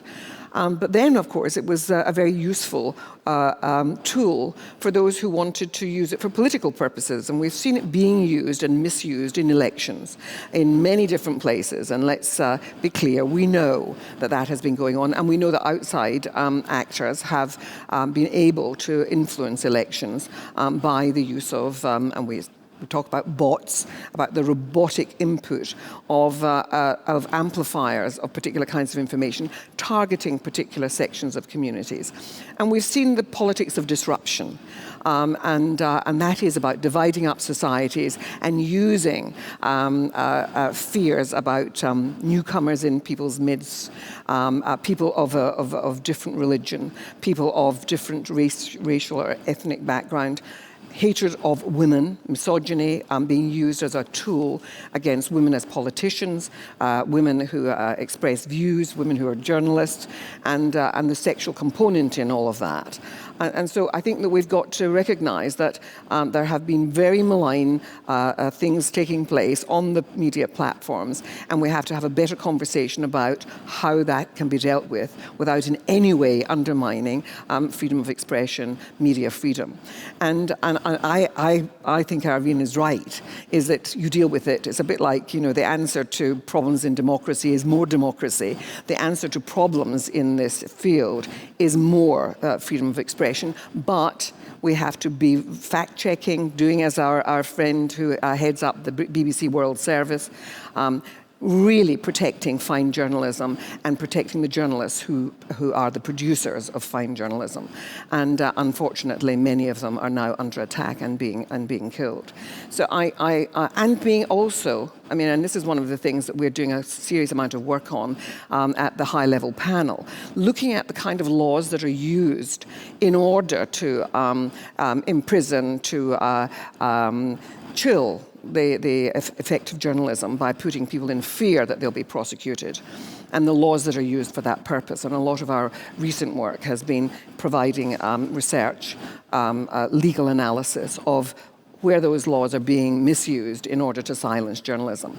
And we see it with criminal defamation being used. Lèse majesté, that you've criticized the president, that sort of misuse of law, and how we have to look at those laws and start talking about how they are used to silence journalism that is vital to the protection of human rights. And I just wanted finally to say, Michelle Bachelet said something very important, which is that, and it's been behind the work that the International Bar Association has done supporting the high-level panel of legal experts from around the world, an independent panel, I hope, which governments, I hope, everywhere will make use of because of their expertise.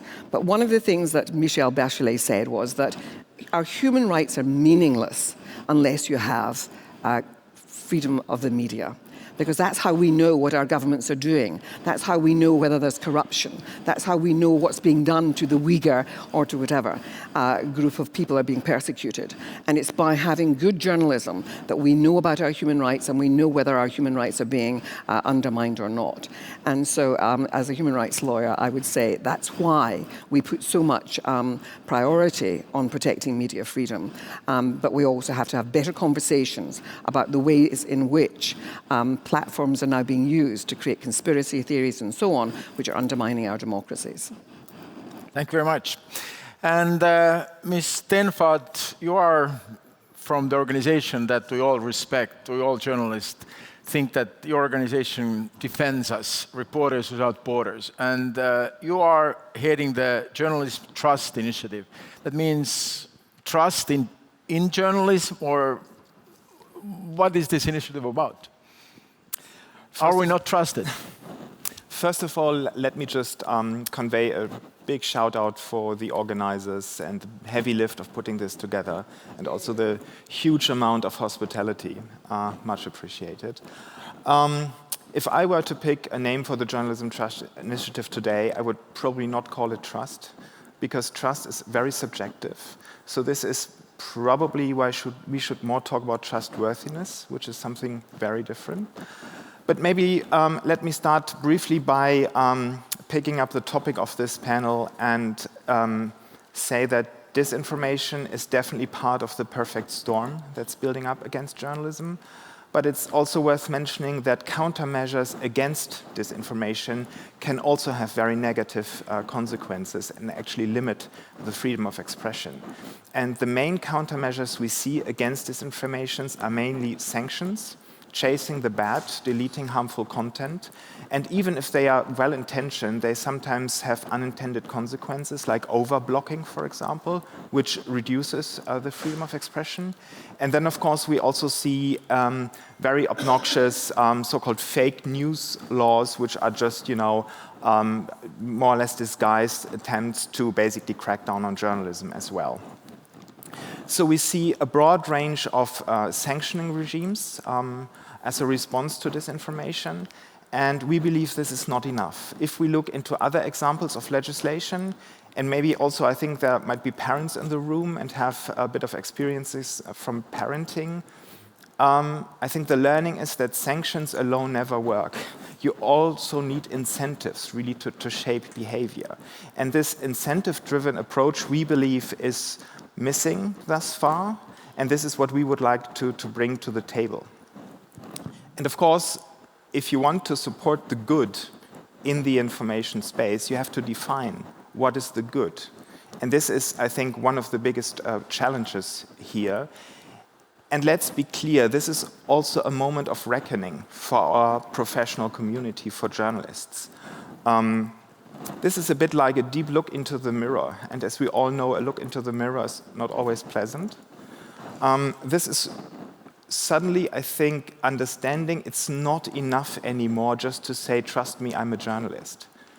Sometimes we refer to this as the yogurt moment of journalism. Suddenly people look at the packaging and are really interested to know what the ingredients are and who owns the factory. So this is about transparency.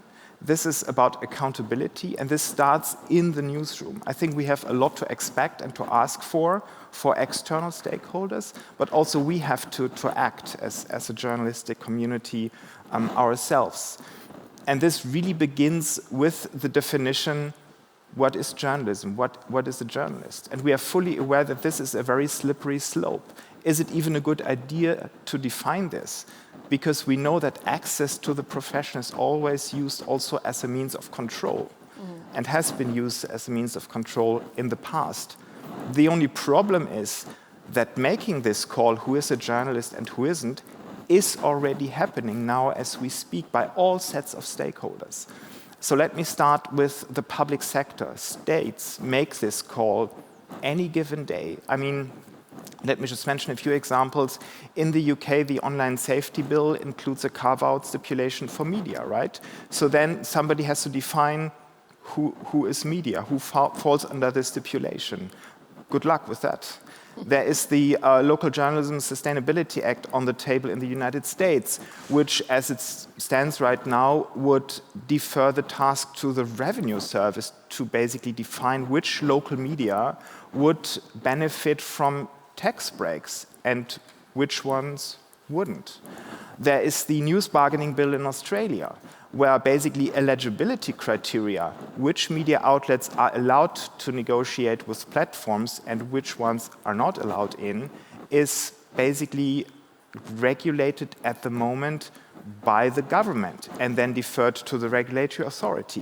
So this call is made every given day already by public actors as well as private sector actors. Advertisers, when we speak about brand safety, make this decision every split second in programmatic advertising, how they allocate ad spend. And of course, the platforms. When I say a sentence here on this panel, zillions of algorithmic decisions are being made on up-ranking and down-ranking content based on trustworthiness.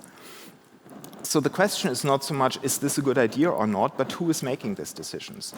And we believe, I think as a journalistic community, that we do not want advertisers or platforms or governments or regulatory authorities to tell us what good or bad journalism is. But this is actually something we as a journalistic community have to define ourselves. We also have to govern these criteria and we have to implement them in order to provide this mechanism of basically incentivization of ethical behavior in our space. And what we've started at Reporters Without Borders to address this topic are two main initiatives. One is the Journalism Trust Initiative. So this is pretty much a bottom-up compliance tool for newsrooms to self-assess, to provide disclosure, optional external audit, and basically produce a trustworthiness indicator which can then inform decision-making both of human beings but also of algorithms to basically provide a competitive advantage and, if you wish, a return on investment on ethics, which, by the way, also where sustainability and ethics more or less and compliance intersect.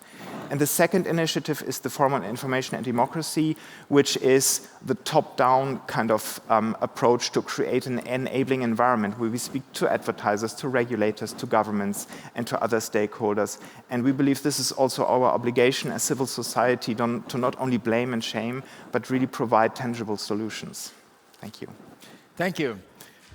The picture is very clear. The problem is big, but we would like to include in this panel also the voices from the field. And let's go now for a few minutes to Central African Republic via video.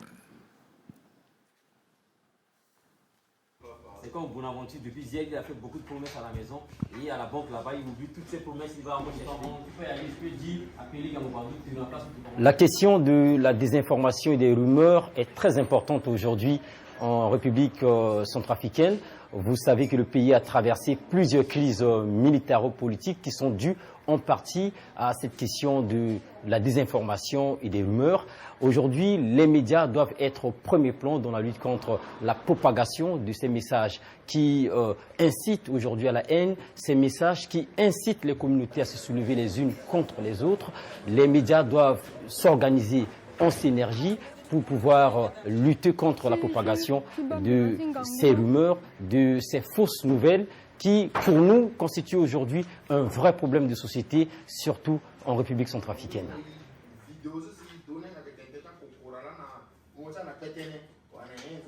Premièrement, les médias en République centrafricaine n'ont pas été préparés à faire face à la montée ou encore à la propagation rapide de la désinformation et des rumeurs. Aujourd'hui, le gros problème, c'est la formation, le manque de moyens. Les médias doivent être formés aujourd'hui en fact-checking. Les journalistes doivent suivre des formations sur le debunking, comment débunker une fausse nouvelle et comment rectifier les faits assez rapidement. C'est ce que nous essayons de faire, par exemple, ici à Radio Ndekeluka, où nous avons, dans le cadre du projet Stop Athénée, qui veut dire Stop aux rumeurs, nous avons mis en place une cellule de debunking. Cette cellule, la particularité, c'est qu'elle est composée à la fois des journalistes de Radio Ndekeluka et des journalistes d'autres médias, des blogueurs, des membres de la société civile. Cela nous a permis de débunker plusieurs fausses nouvelles, de pouvoir rectifier les faits en République centrafricaine.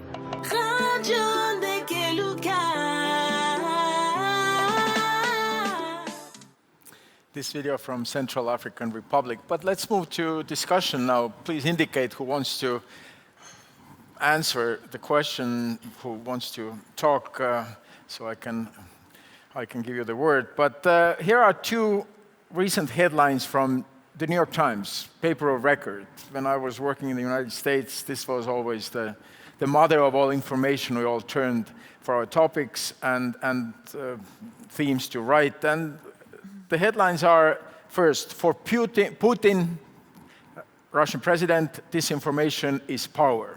And the second one, democracies do not excel in info operations and disinformation. Seems very simple picture. These are the bad guys who are trying to pollute our information field, and we are the good guys, democracies. Who wants to take? Well, I mean, I would just like to mention that look what's happening, for example, in the United States. There's the New York Times presenting this picture to us, and it looks sublime. But actually, inside the United States, the whole business of conspiracy theories is actually poisoning their political system. The whole QAnon business, which is that, that somehow pedophiles and elites, pedophiliac organizations supported by others are kind of at the heart of the political system. It seems mad to those of us on the outside, but it actually is a force within the political system. Let's look at the business of China. I've just recently been involved in calling out in Parliament, in our own British Parliament, the oppression of the Uyghur and defining those human rights abuses. China has sanctioned me. You were talking about the use of sanctions. I'm now on the China sanctions list for disinformation. On the basis that calling out well-documented human rights abuses of the Uyghur people, of the women, of the incarceration of people in retraining camps and whatever, that all of that is being described as disinformation. So we've got to see that in the hands of both inside democracies but also inside authoritarian regimes, disinformation is being used all the time and to powerful effect. Ms. Khan, the good guys and the bad guys, is it that simple, your global view? No, not at all. In fact, the biggest problem in dealing with disinformation is that there is no agreed definition of what is disinformation.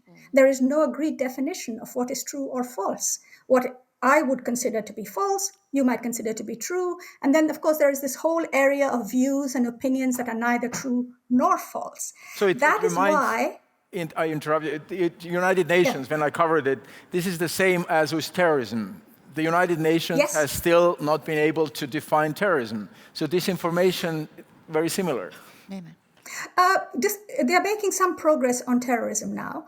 But where disinformation is concerned, I think the best answer, therefore, is to have multiple diverse sources of information and to strengthen those who are going to use that information to be able to distinguish truth from falsehood and to try to build a shared understanding of what are facts in each democratic society. You know, what we haven't talked about is, yes, there is technology, yes, there are bad actors, but technology and bad actors themselves don't actually they're not able to sustain disinformation by themselves.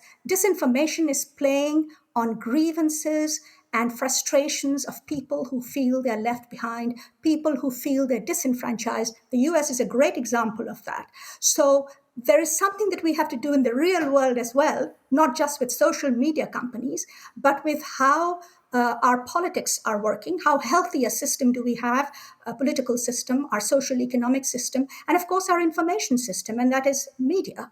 All that have to come together, because this is, I think, disinformation is COVID-19 virus in another name, and you can't tackle it with only one action.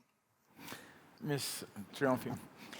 Sure. I mean, obviously, it's never the good and the bad guys, and it's always very much more complicated. But I think is also we need to accept as a fact that there is something that is fact-based journalism, and there is something that is not. So I think that is the starting point in the conversation here, and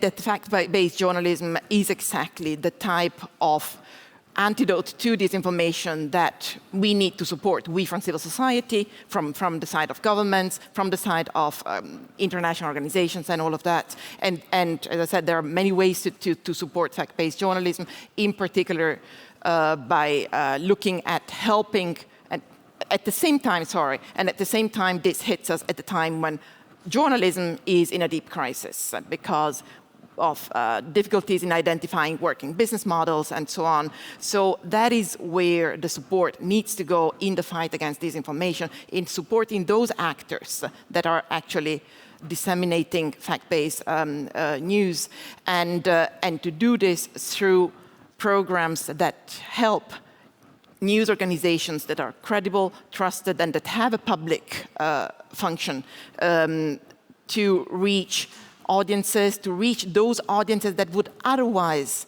be only able to access disinformation.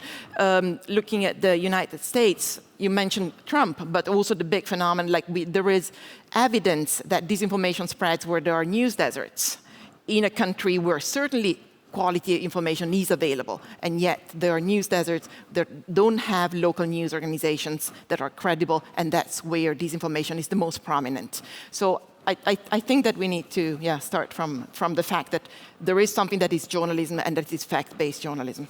Ms. Liimets.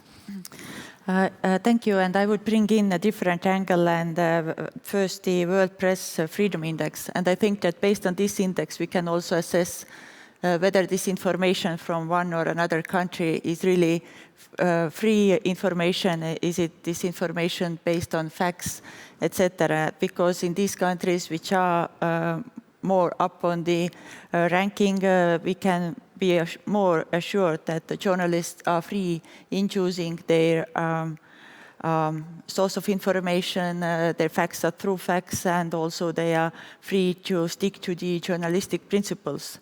So I think that this is very important to also to follow this index there. And I would like to commend our Scandinavian neighbors because they are on top of this list. Mr. Hossein-Bor.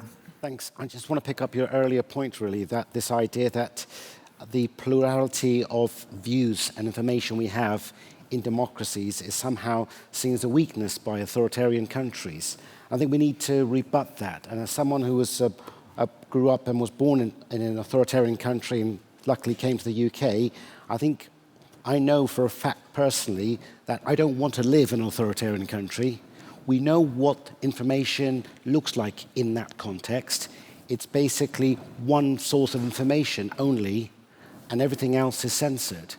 Yes, we have problems and challenges here in democracies in the West, but I think we've heard eloquently today that the solution to that is more information and greater diversity of views. And we have to accept that there will always be people who have different views, but as long as we are able to take a holistic approach through greater literacy, through supporting independent, viable media, we can hopefully facilitate greater information for people to make those choices and remind ourselves that the stark contrast to that is those authoritarian countries where information is basically one source of, from one source, namely the government and nothing else.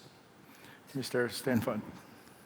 I think what we are witnessing is that bad actors just exploit the weaknesses, and that's, I think, not really a surprise, which means we need more resilience. I think what worries me sometimes a little bit is that when we speak about resilience, all eyes and spots are on media literacy, which basically means putting the responsibility and the resilience on the last node in the value chain, which is the consumer. And that sometimes really feels like, when I'm boarding a plane, I do not want to read the CV of the pilot, and I do not want to understand in detail how the engine works to feel safe. I just want to, just use the service. And this is also why we believe in the information space, we need much more safety by design. And this is then looking at legislation at the distribution level and the different actors much more than we do at the moment. I was interested in Irene's mentioning of the business model that operates in the tech companies. And I'd be interested to hear what others feel about that, because that whole business of using algorithms, which we know are flawed often in themselves because of those who are creating them, but the way in which algorithms are now being used, they created problems for us in the last economic crisis that there was, and we're now seeing it certainly in the field of technology. And I just wonder whether we shouldn't be talking again about the very model on which much of this was based, because we know that if you speak to those who run the big tech companies, they don't let their children have access to iPhones when they're adolescents. They worry about some of this stuff. And so I just wonder why there isn't better age verification, whether the model itself is not being examined and reconsidered in order to get us better information, better, more reliable and more transparent information. And I'd like to ask you all, what do you do about anonymity? What do you do about the fact of tracking the sources for some of this disinformation? Who wants to take it?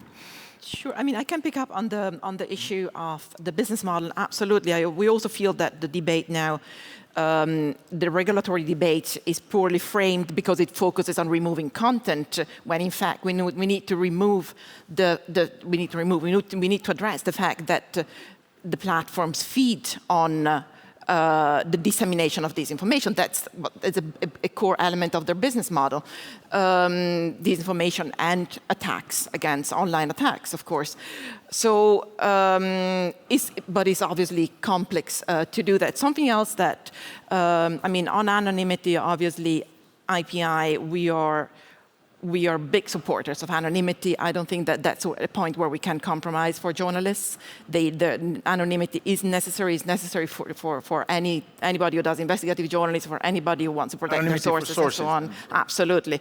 But also something that I wanted to mention is that we did analysis in Turkey and in other countries, but in particular in Turkey, which showed that also the search engines, for example, they prioritize government-friendly news sources, even if, in the particular Turkish context, the independent news players are those that are actually more skilled in navigating the online spaces. So those that are much better at knowing how to ensure that their content come up better in search. But nevertheless, if you search for certain information and so on, in a big majority of cases, this prioritizes the sources that are close to the government. Why is that? We don't know, because we don't know anything about the algorithms. But there is clearly some type, no, let me phrase it, there may be some type of compromise having been reached there that we don't know about, and that's an issue of great transparency. Transparency, yeah. My question has always been, I think from the Trump, just a second, I will get right to you, Ms. Khan. From the Trump era, it seems like who makes the first strike that is believed. There are all those fact-checkings and all those corrections issued, but people read the news, and Donald Trump used this excellently. He just put something out there, and then others started to dispute it, and it's not true and everything. How effective or are correcting those misinformation, those facts that are not true on this world, the information world around us? Well, directly responding to this question, again, I think this is also a deep look into the mirror, again, for journalism, how Trump was covered domestically and abroad. And it was kind of really this kind of one-trick pony effect, which always worked day by day. Because he always got airtime. He was president, of course. And even when people listening knew that was not true, it was broadcast. Exactly, and when we always blame platforms that they are only driven by engagement, I mean, media is driven by, ratings and viewership as well, and this obviously played out quite a bit.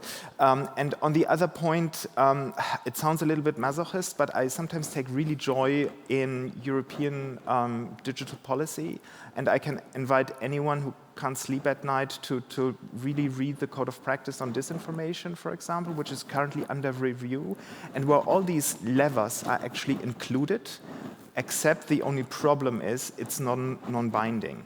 And currently it's under review, and I think the big question now will be, first of all, commitments by platforms to actually do this, and secondly, and this is the biggest, I think, problem at the moment to define, meaningful KPIs. So how can we actually audit and check whether or not the big tech companies are living up to their commitments? And this is the real challenge. I think this will be coming up pretty soon. I mean, the published revision of the code and the Digital Services Act referencing it.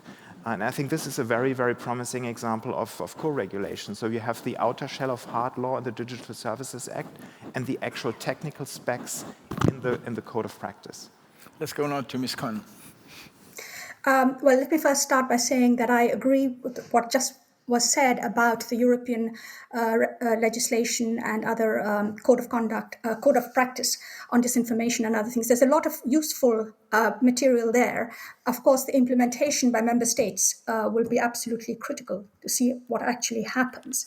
I want to raise the question about anonymity. I think it is we are talking about transparency of the platforms, algorithmic transparency, but let us be very, very careful about removing end-to-end encryption or anonymity. Journalists are protected. Women journalists are even more protected. We know what surveillance has done. We know everyone. We are all aware of the story of Pegasus and NSO and so on, targeted surveillance. Is that what we want? No. I think it's far more dangerous. It's going to kill. It's going to kill sources. It's going to kill a lot of journalists too, I fear. So I think that is, have very strong views on that. I also think that we are forgetting one important issue, and that is data protection. We talk about algorithms and so on, but data protection and strong data protection, that's where the state has to play a role. The state plays its role in terms of compliance of companies, social media platforms, on transparency, on use of data, and so on, not on content. And state should not hand over the responsibility for judging what is lawful or not lawful to companies, and I fear from that perspective about the Online Harms Bill in the UK, where companies will now be responsible for determining what is lawful but harmful. Can you imagine if you are going to face a big fine, what you would do if you were a corporate actor? So these are the kinds of areas where we have to be extremely careful, because speech is a very delicate area. Too much and you can chill it, too little and you poison it. So I think that is why there needs to be a lot more consultation, a lot more engagement of different actors. Thank you. Ms. Liimets, as we heard, the European Union has action plan against disinformation that was created in 2018 and is now under review. Estonia, as a member of the European Union, what is in this plan? How we contribute to this plan? Thank you. First, I wanted to reflect that we are here a bit shifting from misinformation to disinformation, which sometimes has a very fine line. And I think that disinformation is still much more dangerous we have to deal with, because it's really targeted to the particular groups or to targeted to change the opinion of the society, etc. Yes, this DCA Act, which is under the preparation at the European Union at the moment, we expect it to be adopted this year, and I think it's going to be... What will be different when this is adopted? What's going to be different? Of course, it is a legal framework for our single market, and as we are, especially Estonia is interested in, for example, more cross-border digital services so that our digital market would function more properly for more benefit for our people. This Digital Single Act also creates the unified framework, a legal framework for this, and so we expect developments in all the member states after this Digital Single Market Act is adopted. But yes, what countries can do about all this? I a bit disagree with this media literacy importance, because I believe that as it is a new problem in our societies, we have to also continue to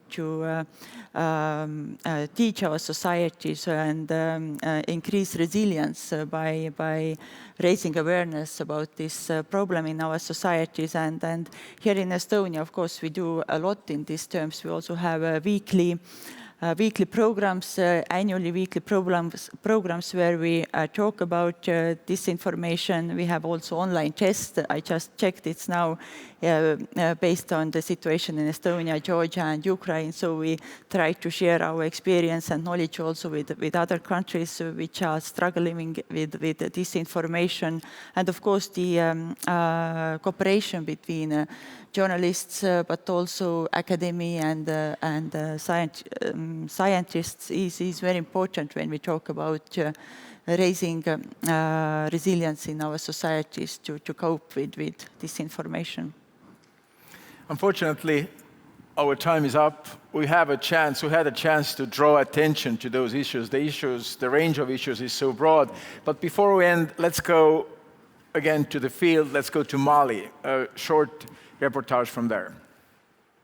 Ici au Mali, la désinformation, la circulation des fausses informations, c'est une réalité. On vit dans un pays avec une crise multidimensionnelle, sécuritaire, sanitaire, et dans de tels contextes, la circulation de fausses informations, elle est très fréquente. Aujourd'hui, concernant le coronavirus, concernant l'insécurité dans le pays, on voit sur les réseaux sociaux et même des informations qui sont diffusées par certains médias qui sont fausses.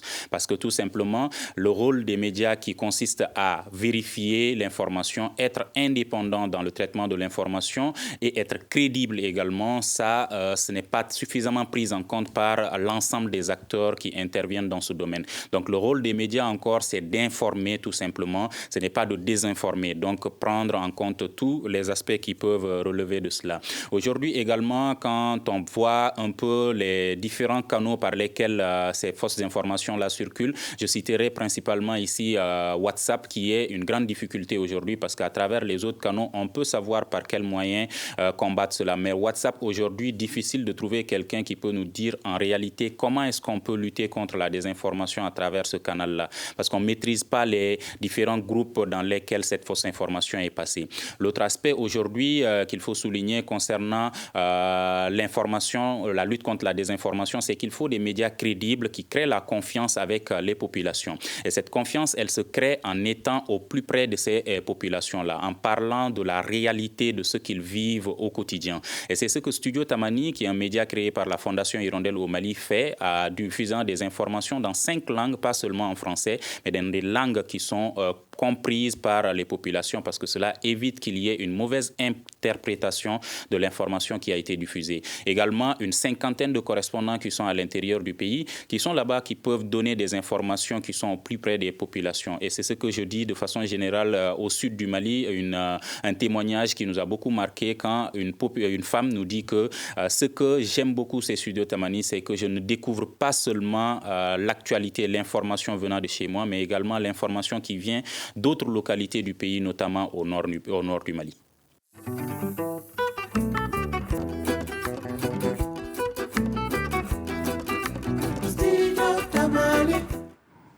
This is from Mali, and with this African rhythms, we are concluding our panel. Thank you very much, all of you, for participating, coming to Tallinn. And For conference participants, we have a lunchtime now. For those who are watching us online, you have a free time now, having lunch or coffee, maybe going for a little jog where it's warmer than here in Tallinn. And we'll see you back here at 10 minutes past hour, 15:10 Estonian time. And our next panel is very topical, how to protect journalists. So see you very shortly. Thank you. I think that media has to be objective. It has to give all the correct information to people, including scientific and proven information. Media cannot be interfered by the state. It cannot be influenced by politics, different ideologies, different companies, businesses, subjective opinions. Media has a lot of power, and it's the voice between the people and the society. Media has to be free and unbiased. As a child, I used to tell my mom that my purpose was to help people. But for a long time, I didn't know how to realize that. Now, working as a journalist, I have the power to give people a platform for their voices to be heard. And to me, this is the freedom of media and the key to maintaining the transparency of a democratic society. Because it's really important to not keep quiet about the difficulties we face. I was born and raised in Belarus, where media freedom has always been more of a hypothetical construct than reality. But since summer 2020, what little of it had ever existed has been completely eradicated by the government. To me, media freedom is about being able to access information about what is happening around you and not having to fear a sudden knock on your door. It's about being a journalist and not having to face the choice of doing the job that you're doing in your country or being relatively safe outside of it.